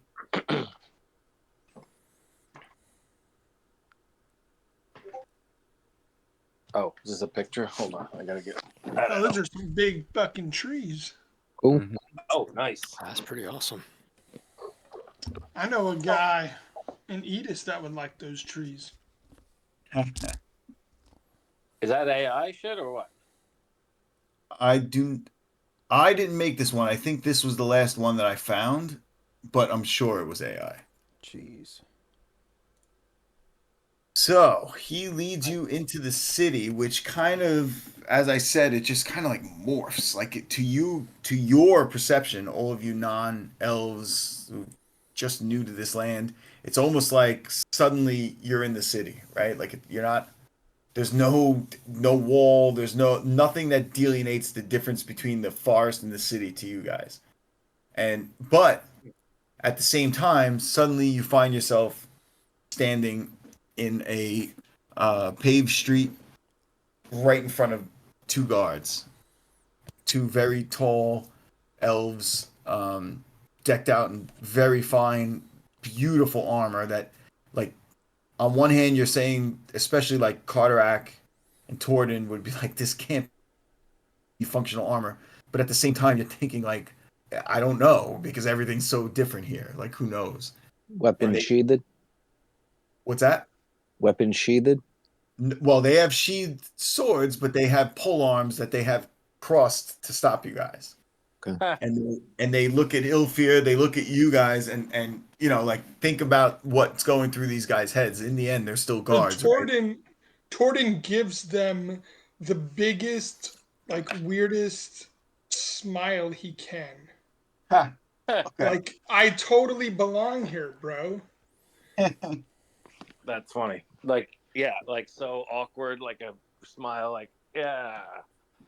Yeah, just Like the fake, weirdest. like a fake smile, like a weird, uncomfortable fake smile. Like, you're my best Nothing to friend see from here. 30 years ago. Yeah. So they notice, and they certainly like pause for a second, and no one said anything just yet. And then they say to Ilfir, one of them says to Ilfir, being that obviously he's an elf and he's leading you guys, says, "What, what is this rabble? What is this?" He doesn't say rabble. He says, what he's taken aback. He can't believe that there's, like, he's never met, like, these are probably young elves by the standards of the elves, right? So they've never seen dwarves, and this would be just paintings they've seen or magical scenes maybe at some kind of show when they were children. But in the end, like, here you are, and they know you're real, and you're standing before them. And Ilfir says to them something to the effect of that you guys have business with the king, and they are taken aback by this, and they say, "The king." Well, Go ahead. Sorry. Yeah, hold on, because they're kind of talking rapidly, right? So you wouldn't even be able to get a word in anyway. And they say to him, right? Those of you who can understand this, they say, "The king, where have you been?" He says, "Old man, the king." I, and he looks back at you guys, and he says, "We will bring you to the palace guard." But and he turns to you guys now, and he says in Elven, so only the two of you who can understand this. You're gonna have to, there's a little translation going on. They understand that. They say you must fall in line and follow us, and do not deviate from our path. You see, kin, my charm always gets us in. Because I don't speak Elven. No, yeah, yep. Okay, yeah, I mean, I'm wondering if Tigran would say anything in Elven or just wait. I think he might just wait. What is Ilfir doing? He, to him, there's no threat going on or anything like that. So he just kind of nods and says, "We will go where you follow. Well, we will follow where you lead." Has we've only been speaking Elvish to Ilfir, right? He's not speaking Common or anything. No, he doesn't know any other language. So anything, I'm being gentle about it and just assuming that there's translations going on. If there ever becomes a tongue issue. No, that's not. I was wondering if I could speak to him without the Elven guards understanding. No, they're right there. No, Right. yeah, they would definitely understand. Right. All right. I'm just gonna. I don't know. Well, I guess I would have to be translating. Who else speaks Elvish? I do, but I never made it known to the elf. Right. Yeah, I don't want to. I don't know if I want to make it known, but I guess because I would have had somebody would have had to been telling the rest of the party what's going on, and Ilfir would know that I've been speaking to him. Yeah. I mean, we're not in a dangerous place. No, but Sonny, just to add a little got being flavor. paranoid. I don't know.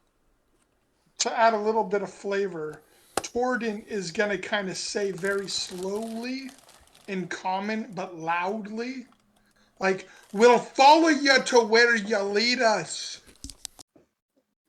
Kind of like if they're dumb, like when you're talking to somebody who doesn't speak your language. Yeah, I got you. You just speak slow and loud.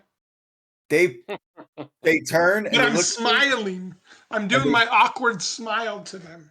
They pretty much have no idea how to respond to you. Well, language wise, and also like they're dumbfounded that you've appeared. Oh, this is great. All right, so I guess we're gonna try to like we're gonna follow them. That's all right? Yeah, Right. lead on. So they start marching off, and you notice that as you're marching along, right? Because this is a city, you got a little while to walk. You're marching, and more guards start falling in with you as a group.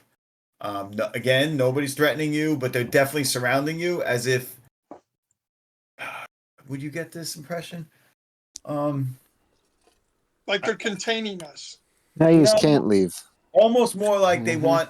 don't want anyone outside, any elves to see you. Like they're trying to. Oh, Okay, like a procession, Yeah, but like in they. a way of they're trying to disguise us a bit. Yeah, it's not enough guards to make it where it really draws attention, but at the same time, they're trying. You could see that they're almost trying to like shield Well, the how big view. are they? Nothing How to big see are they, here. Sonny?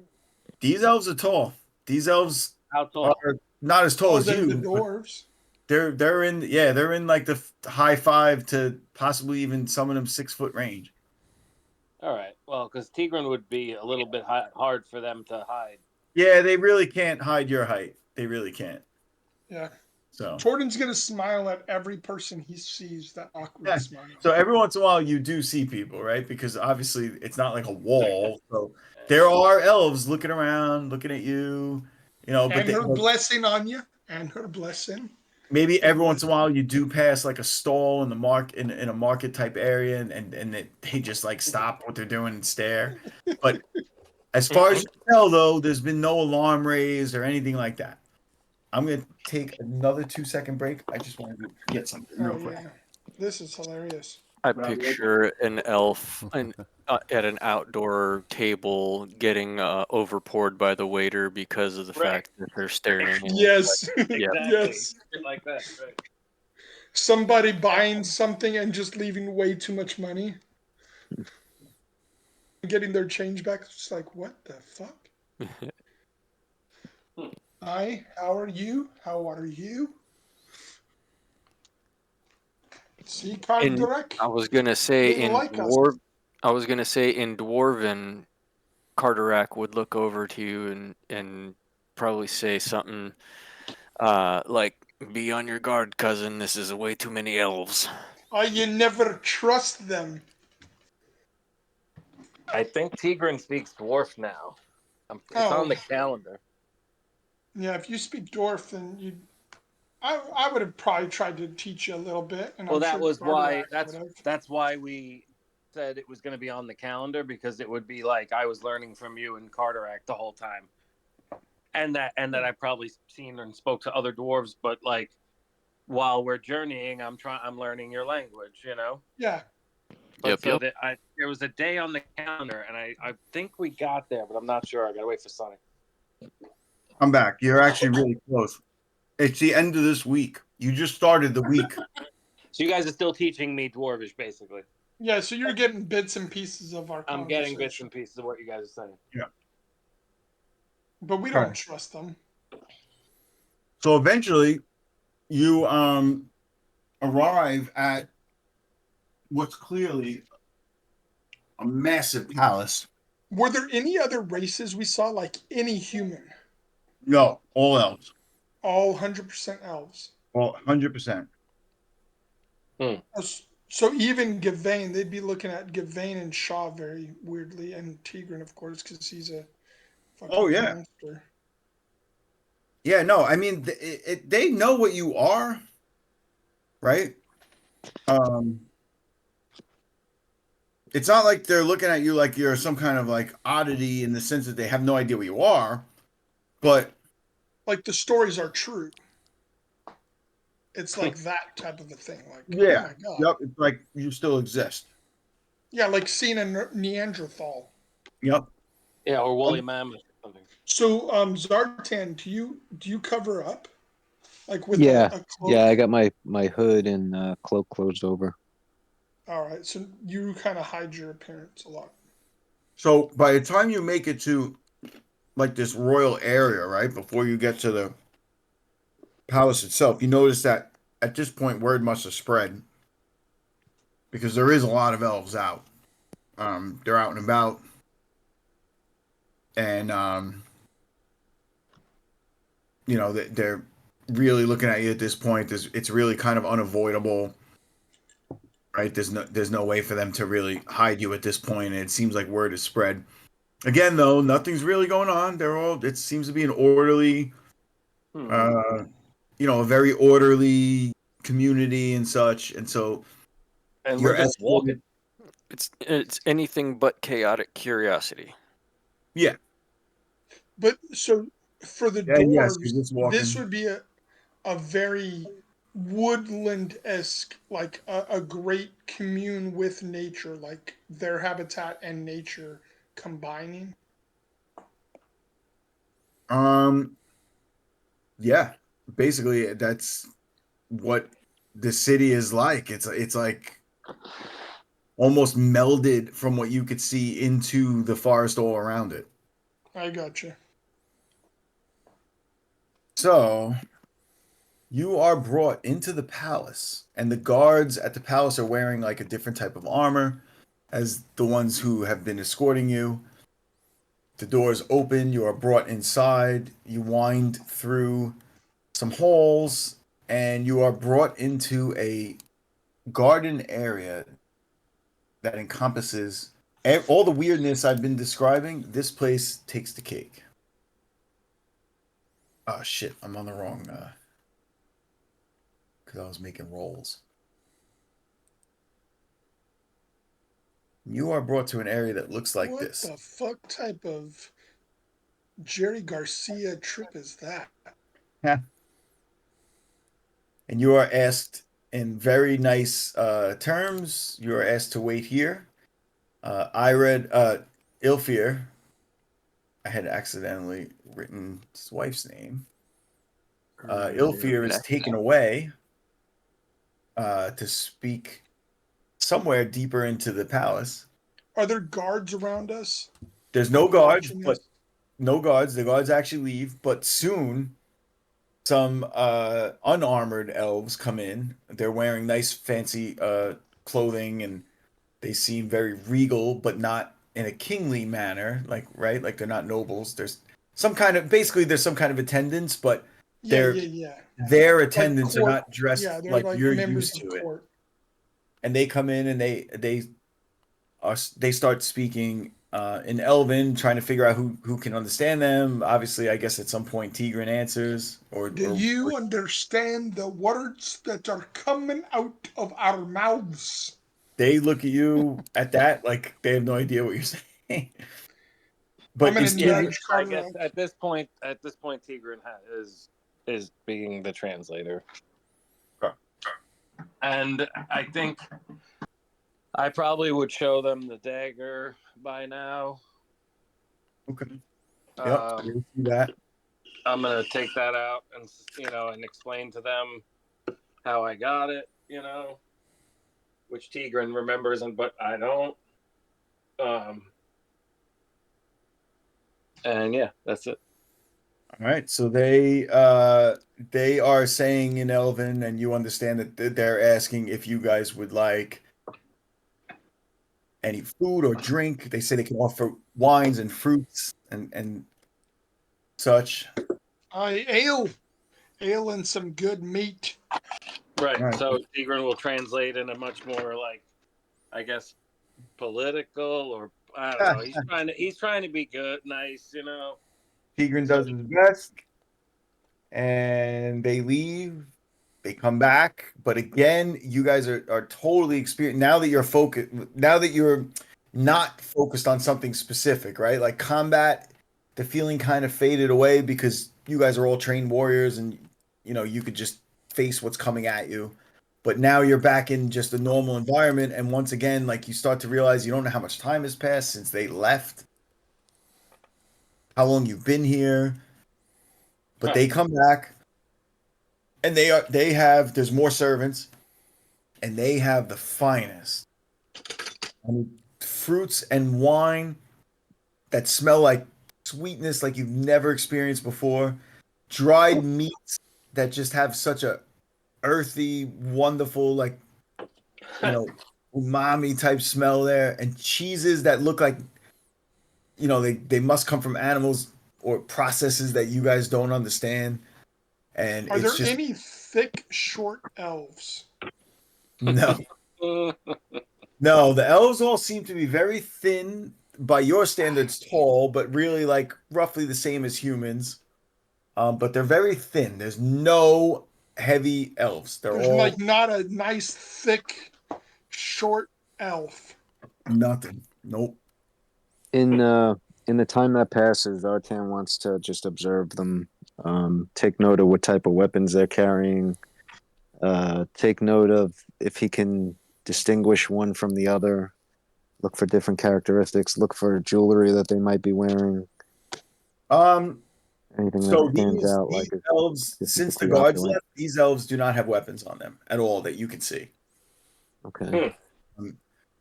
Any there's nothing about any adornments that is like in particular, right? So like Like, are they maybe walking around decked out, or are they very tribal? um oh no, they're not tribal in any way. They're wearing fine clothing, and maybe I just meant it in the sense what I was trying to get at was like you don't discern like any like uniform appearance Okay. with that, right? Other than the fact that they're wearing very fine clothing. So these are like well placed royal aides by your assessment. All right, so then, and they're kind of like hanging out, out and about with us, right? In the same like kind of area. This what is this? This fountain area. Oh, they're kind of like in and out. They brought more food. They brought more food than like clearly you guys would need. It's All right, it's a so Like suspiciously stupid amount of food. I mean, I wouldn't say suspicious. You could feel suspicious if you want, but more like they don't I don't care. know. Maybe it's because that I'm all high and tripping, but I'm paranoid lately. That's hey, if he wants to be paranoid. all right, so go ahead. You first. No, Mike, you finish. I'll make it brief. So Zartan just wants to eat, a lot of food, drink, make it like he's extra comfortable, and take out some chalk, draw a big circle on the ground, and break out some dice and start playing the dice game. And ask, not in Elven at all, strictly in Grandish or basic. No, base. I don't even know Grandish. Basic. Who wants to play? Who wants to play? Basically try and get their attention, but at the same time, just exude very relaxed attitude, carefree almost. Tigran will translate. Yeah, we actually haven't fully addressed the Zartan issue, right? Because I don't even know if he would know Genevan, but I'll give you Genevan. I spent enough time where I picked it up. Yeah. So, Sonny, if there's any attendant, preferably a female, that would have been given it food near me, I would have wanted to try and cast Charm Person on him. Ooh. Okay. And smile. On the elf? I'm smiling. Yeah, on an attendant that's like giving me water, and giving me cheese. All right, so elves are like. I don't know this. Torden No, doesn't I know. dick. I'm trying to figure out the numbers I got to roll though. I believe. Do I have spellcraft in any way? Can I see? I guess I can't see what he's planning, right? Cleric spells work differently anyway. Because I can just kind of like the way that elves have bonuses 90%. specifically against I thought it sleep was and 90%. charm. Yeah, they do. All right, so at some point there is a female there, so you start to cast your spell. Uh-oh. I'm gonna make Sonny work tonight. All right, so she She completely resists it, but they realize that you tried to charm one of them. And immediately the attendants leave without saying a word. They just kind of leave. And then guards come in like moments later. Like even with your time weirdness, you realize that this was pretty fast. Pretty They quick. must have been pretty close by. And All right, so I got rid of that spell. so they don't do anything, but there is a significant amount of guards around now posted, and they're standing there, and they are not talking. They are not. Zartan's going to be annoying and try and get their attention. Hey, Phone's play. gone. Come on. Let's try a chance of luck. Let's try. Come on, mate. Are you speaking in Elven? I am not. They just completely ignore you. Okay. We're our Elvis speakers. Elvis speakers, talk to them. Well, yeah, I mean, I guess Tigran's gonna, see if he can ask one of them what's going on, or. So at this point, all right. So you are going to talk to one of the guards. Yeah. So the guard who you speak to doesn't appear to be like any particular, they all seem to be wearing the same armor and such, and he just kind of gruffly, for the first time, says, "You will wait to be summoned, and no more funny business." Tigran's like, "What funny business?" And they look over he looks over at Torden, and he says, And Torden just does the awkward smile. He says to you and Elvin, he says, you brought dwarves into our palace. and we should have been watching you, but we afforded respect, and now look what happened. Tigran will acknowledge the fact that the dwarves are less than creatures to the elf. Like he's gonna be like, "Yeah, I agree with you about them." He goes, "But I'm kind of just stuck with them for now. I just have to make sure they get back to, where we came from or whatever." What are you going to do about it? He was kicked in the head by a mule. Like, I'm like, We can't take these fucking guys anywhere. Those crazy dwarves, they're just, you gotta. Anyway, that's it.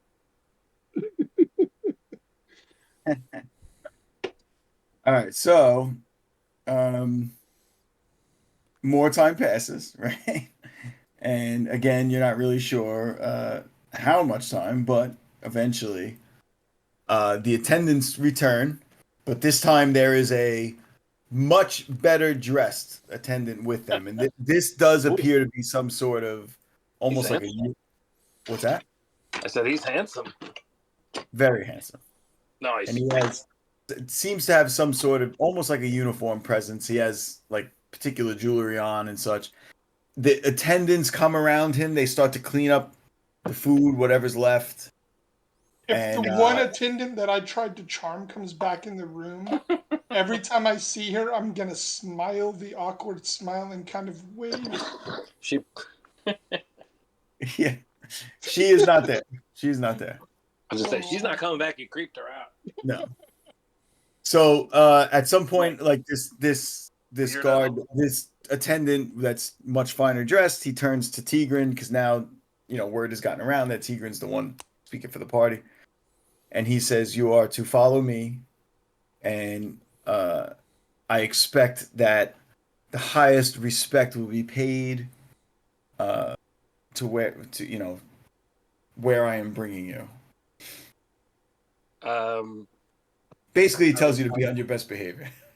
Right. Well, I will say that we will be on our best behavior until we are forced to not be on our best behavior. Says that he can understand that sentiment, but as long as you remain on your best behavior while in our palace. Tigran says he'll do his best, and then he tells the dwarves to take it easy or something. You know, so I don't know. You know, No, I play got you. play it cool. Has the Ilfer come back? No, he has not come back. He is not Oh yeah, there. oh yeah. You know what? I want to ask about him. Make sure he's okay. Yeah, I'm gonna remind Tigran to kind of ask about Ilfer. What's going on with him? All right, so when you say that, Tigran, he kind of almost gets a little smirk, and he says that Master Ilfir is being attended to for any effects that he may have suffered in your presence. I'm not sure I understand. Fix. The hell is he talking about? It's our sexy attitude. They're delousing I'm him. gonna quiet the jibber jabber from the peanut gallery because I can't fucking hear, and I'm the only one that's communicating with these people. So I'm gonna sort of maybe say, like, what do you mean by that? To the guard that said that. So he just chuckles and he says something to the guards, and the guards all fall in behind you. And you notice that it's a decent amount of guards, and then this advisor, this this high-ranking person, just turns and starts to walk deeper into the garden. And for the first time, you actually realize that this garden is much larger than you thought it was. It continues far into the distance, away in the direction you didn't, not the direction you entered from. Right. So the guards start to move. You pretty much have to move. Like the guards they start moving, so you kind of have to. Right. Yeah. Well, I mean, we're following along. We see what's happening. Yep. All right, and as time goes on, as you're marching again, sort of down this through this garden, you are led further deeper into the garden, which before your eyes, almost magically begins to morph into a long, grand hall, which ends in a door built of a very strong, dark wood that you pause for a second and realize is actually part of a living tree. Jesus Christ, love it. The door swings open into a room clearly outfitted for royalty. A large table fills most of this space. It's not what you would typically term as like a throne room. It's not. They seem to have brought you to some sort of like meeting room. And before you is what you would deem as elven royalty seated at the table. There's numerous advisors seated behind him, and you are beckoned to take a row of chairs that is on the side of the table that you have entered the room on, and in front of this apparent royal. And when you are seated, unless anyone's going to resist, are you going to seat? Are you going to? Yeah. Yeah, Teagle wants to like sort of, he's directing, all right, come on guys, sit down, whatever. All right, so you guys sit down. You notice again that there's wine and fruits and cheeses in front of you guys, and each of you separately. And I have my her necklace out prominently. Normally I keep it tucked in to protect it out. Okay. Out here I've pulled it out. And so, where was number 5? Give me 1 second. Oh man, I forgot to write some stuff in, but that's okay. Yeah, So you all are seated, and this particular elf begins to speak. He says, my name is Guy. He's saying this in Elven, but he starts each sentence in Elven, and then speaks it in Genevan, and then he speaks it in Dwarven. So for the first time, oh no, sorry. He speaks Genevan. He actually speaks right from the get-go. He speaks in Genevan. Perfect Genevan, as if he lived there. Wow. He says, my name is Gaina, son of Livan Elgabe, deity king of the elven race. Turning to his left, he introduces a taller and noticeably older elf standing beside him. Please meet my most trusted advisor, Phileverel, Welcome to our kingdom. Please accept my gracious thanks for answering our call. And this is what you see.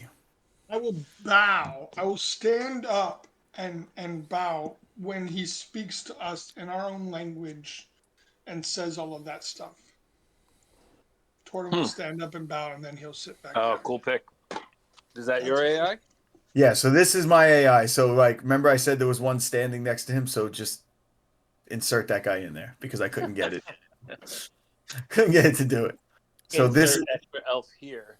he's the guy in the middle with the white hair, but it's really like blonde hair. He's not this elf does not appear old, right? Like he appears to be like to your judgment like what you would term like in his like 30s. And that's it. He's younger elf, but he's still way older than us. If no one speaks up, he would say like please introduce yourselves. And he is speaking in Genevan, like I said, and he actually would say that everyone who is present in this room can understand you. Please speak in whichever language is most comfortable to you. Oh, he's showing off. I'll say, well, I'm Gavain, a practitioner of arcane arts. So you are the one who sent the boat and the sacrifice to us. For what purpose? So Gaina, right? So we have Gaina and we have Phileverel are the main people that are speaking. So Gaina is the seated, son of the king. So he says, right to the point. I appreciate your urgency, though you may find that my people do not feel the same level of rapidity that you may feel being the lesser lived races. And he doesn't say this in like a derogatory way. He just states it kind of matter of factly. Yeah. Says, and then he actually turns to the dwarves, and again in perfect dwarven, he says, "I appreciate that my more stout cousins and have also joined the call. We, as you must understand, as I'm sure you know, takes a lot for us to call upon our dwarven friends for help, but here we are, and we appreciate your response." Sonny, with the specific statement of dwarven cousins or our stout cousins, with that statement, for some reason Torton just kind of sits a little bit more upright, a little bit more proudly. He's proud. Okay. All right. All right. So we'll get right into it then because it's getting a little late and I want to get some information across. So you guys are you're going back and forth. He's explaining, you pretty much Gavain said cut right to the chase, right? So this is what he tells you. And some of this is coming from Gaina and some of this is coming from Phileverel. I did not think I was going to be able to say that name so easily, but it actually rolls off the tongue. They tell you that the king, the Levon El Gabe, has been in a deep trance for over 500 years. Huh. Ever since joining the other gods, because remember, you already told this, that the eldest elf is like a sort of a living deity. Like a god. Yeah. Yeah, like think of like the pharaohs. Mm-hmm. And so he joined in the battle against the being, but they tell you that his role in this battle was ethereal. So this, for the first time, you're kind of hearing that the battle with this alien creature was both physical and ethereal kind of at the same time. And they tell you that the understanding, they don't know, but they think that the elven god is kind of stuck in the ethereal realm because of whatever occurred during this battle. This, at some point, and this they don't know why, right? They have literally no understanding of why other than the fact that it happened at the same time. They know that they were cut off from the outside world. They can describe, they might describe, just to give you examples, how like ships would go out and then suddenly find themselves looking back at Frome as if they turned around and came back. Yeah, I got you. Yeah. And they have not had any contact with the outside world in over 500 years. They tell you this, though.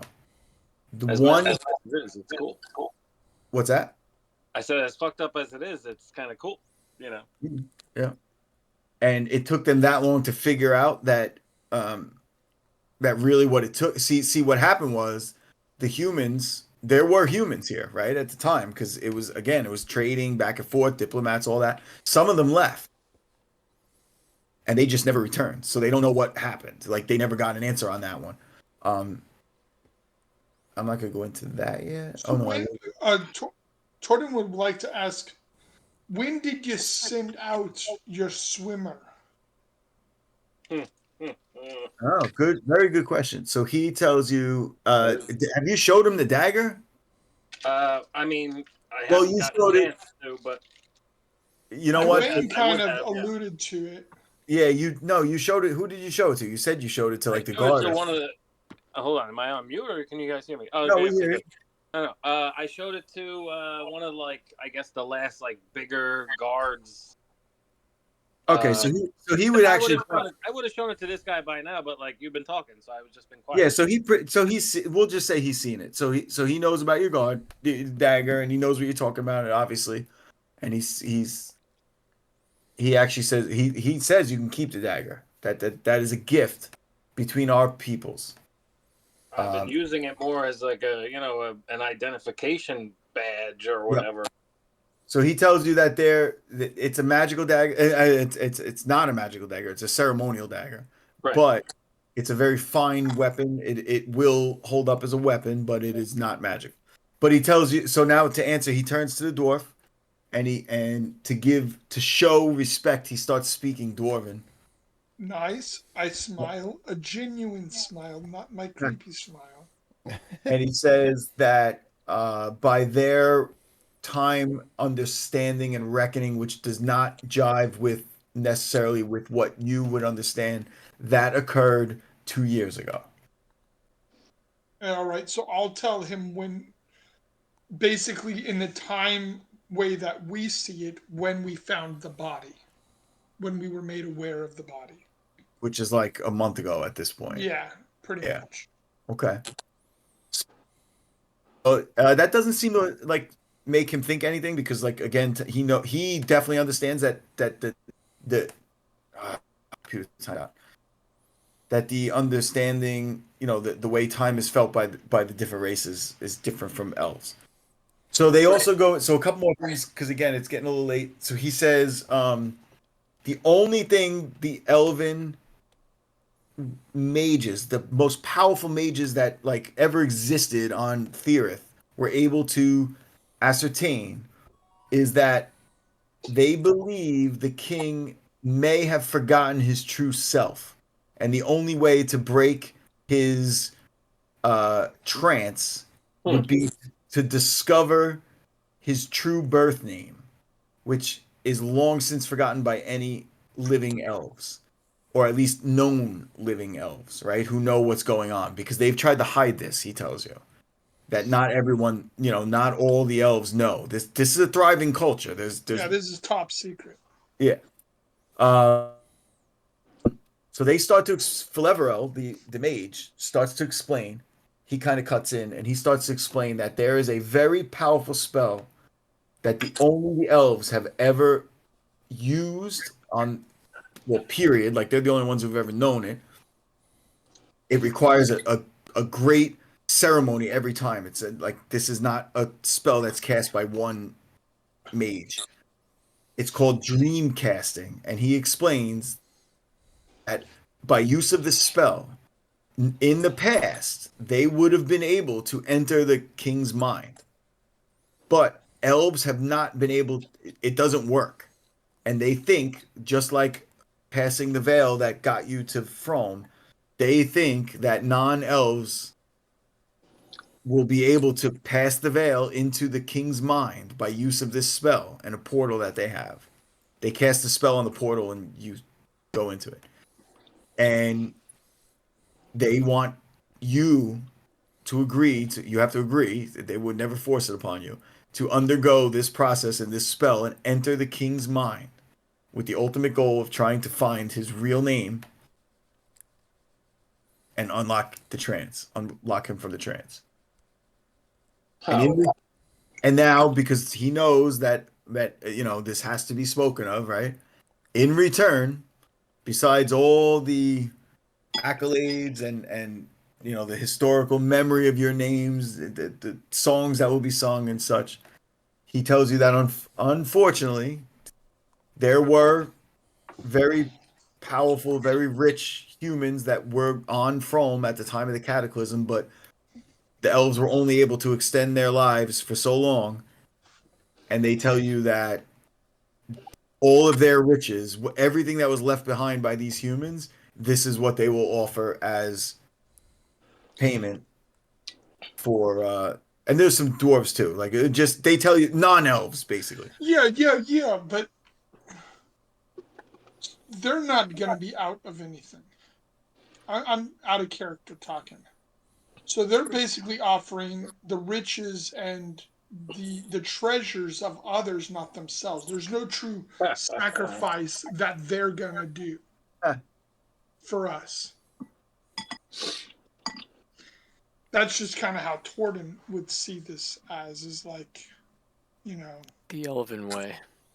Zartan's going to say, thank you for being such gracious hosts.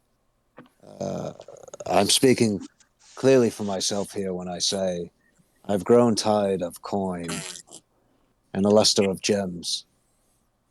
Tell me, do you have any exotic animals?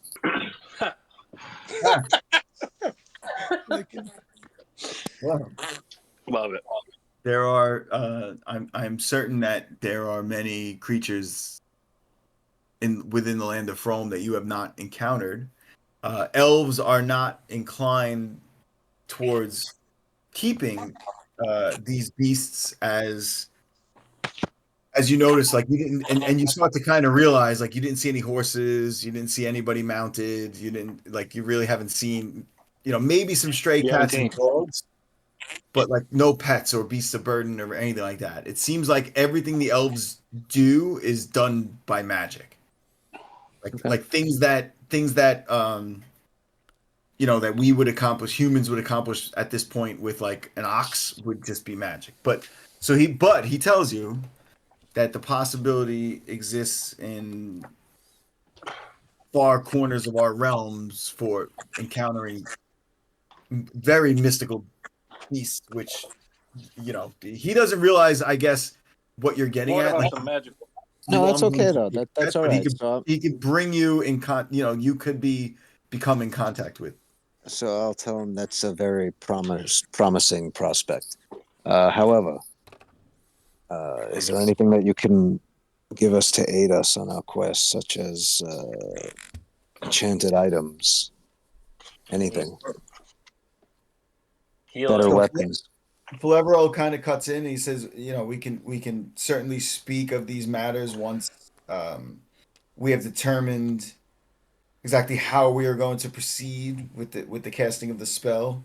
Like basically he tells you that there's more to explain to you and that there's much more than this initial meeting that needs to be discussed before he can address that. And when you said before his mind, that we're going to go into his mind, does that mean our physical embodiments are going to go into his mind? Or is our mind going to merge with his mind? Good question. Aye, that is a good question. What do you mean the difference though between those two statements? Because one, he's asking, are we physically going to some place that you're calling his mind? Or I got you. are we just mentally going to like some place where we're just going to be basically on the floor, but our consciousness, will be adventuring? Now, so the way he describes it is that, and this would be, Faleverell would answer this question. He says that, the mind is the equivalent of it is an individual plane onto It's itself. like an ethereal plane. And- Okay. All right. yes. I got And you. so and at the same time though, he's also kind of expressing that they are not sure because they don't know the full effect of what They haven't been happened there, so in his they mind. can't tell us. Do you know anything of the laws of nature of this plane? They do not. You know, Yeah. What is it to go into the mind of a god? You know. Okay. Another important question, and then we can be on our way to talk about the next step. How do we return? Say again? How do we return? He kind of wants to discuss that at another time because that's a whole thing on itself. Okay, that's all. That's all I got. Yeah. Sonny, All right. I All right, want now- to I want to ask if they could put me in touch with some sort of healer and explain to them what happened with the vampire. Yeah, so I was gonna leave it and see if you brought that up. Oh no, I was waiting. Shaw's like, fuck no. I'm You I'm guys weak got already. me All right. on my Yeah, level. kid. Yeah. And All right. and somehow, Sonny, there needs to be someone that can lift a curse too, the curse of the dice gods, Yeah, well, that's so that me. Shaw doesn't get freaking hit every Yeah. time there's a selection. Well, yeah, I don't know if they can help with that part, but Well, let's make it real in game. So hopefully, it freaking matriculates and makes you know some kind of an appearance in the rest of his rolls. his great Or your rolls against misfortune, him. the That's misfortune carried after over that. from campaign too, from It various has. campaigns. It truly It has. really Yeah. has. It I've really has. tried. It's I have gotten even- it's gotten more legit with Owlbear because there's nothing to Yeah, complain because about. I've hitting hits on Carmen. Like All right, so I've I'm given gonna tell hits to you other this. people because they were going to attack Carmen. Like I don't know what it is. I talk to Rob about it all the time. Like, Like what Carmen. the fuck? So we can basically stop here, but I just want to tell you a couple quick things. So there's kind of gonna be like a time jump. So Shaw is gonna be brought into in like kind of, well, you're all gonna be given rooms which look like this because that's the last picture I want to show you today. I gotta get back to. Okay, good. Oh, Oh, nice. Badass. So you all have these wonderful, beautiful individual rooms. You're in the palace.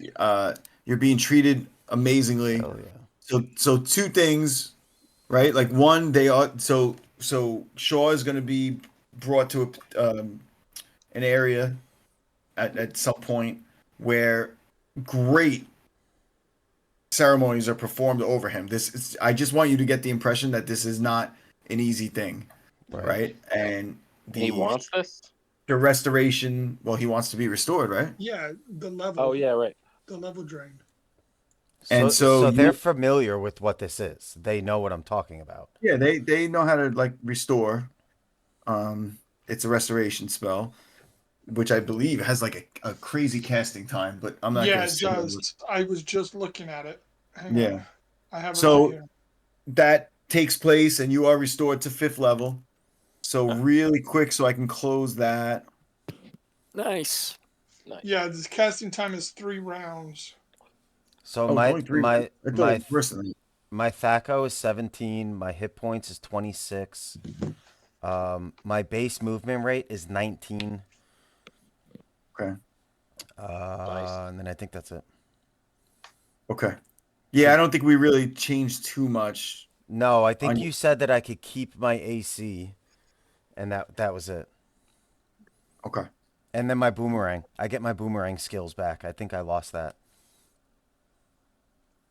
No, the boomerang. There was something about the boomerang. We'll talk about that later. Yeah, we'll talk about that later.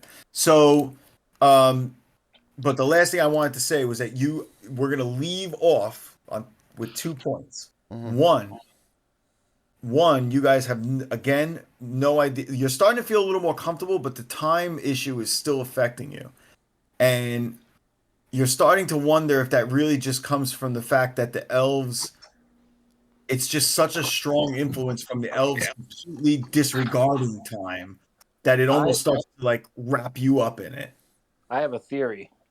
Yeah, the power. My What's that? Tigran's theory is that we're moving at their rate of time.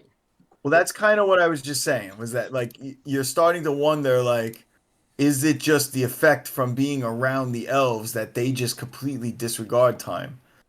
Like they don't care about it in any way. So we're gonna leave off. I kind of jumped ahead by saying Carmen Shaw got, his restoration performed, but I'm gonna read when we start. I'm gonna read you something that's actually gonna happen the next day from today, but time has already kind of passed, if that makes sense. Not at all. All right. So basically, you've been ushered off to these wonderful rooms. You've been told to relax. You've been given the finest clothing to wear. To take off your armor. Do not worry about, you don't have to be comfortable, be relaxed, be rested. If you need bats, there's bats. Whatever you need. And we'll leave it there. Yeah, Sonny, stay on for just a second after. Okay. All right. So if you guys want to cut out, we can. Now, we do have one thing to talk about, though. Sean wanted to play next week because he has to skip the week after.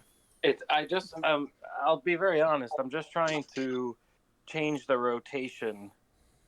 So if we can do 2 weeks in a row and then take the week off and then play again, that would help me because I'm just trying to get this Tuesday to be like next Tuesday, if you understand what I'm saying. Yeah, you want to switch the playing week. Yeah, I'm fine. Correct. Fine by me. I don't care. The only thing is that bumps up against me and Rob being in. We just have to skip one if we're going to stay on that rotation because me and Rob are going to be in Lake Geneva for. I mean, we randomly have to skip one if you guys are cool with it. I mean, Yeah, maybe even the one you guys skip, I'll get with you, Sonny, and maybe I'll have them run a couple battles. You guys can play. Listen, if we were going to skip, I'll do something. Yeah, absolutely. Yeah, I'll have you guys do maybe one of the chainmail with the gorillas or something. Yeah, I'm down for that for sure. Okay. All right. So then we're going to play next week. That would be helpful if you guys are cool with it. Cool. Yeah. All right. With me. Sounds cool. Thank you, guys. Awesome. No sweat. Hey, Rob, other Rob, have hopefully, fingers crossed, you get the job, man. All right. Yeah. Thank you. Yep. Yeah. I'll keep y'all posted. Yep. Sean, happy birthday again. Yeah, happy birthday, Sean. Hope you had a good one, man. Thanks, yeah. Well, I got to play, so fun day. Cool. Right. Hey, you got some snow, too. Talk to you guys later. All right. See you guys. Later, Good guys. night. Have a good night. Later, Not boys. at all. Good night.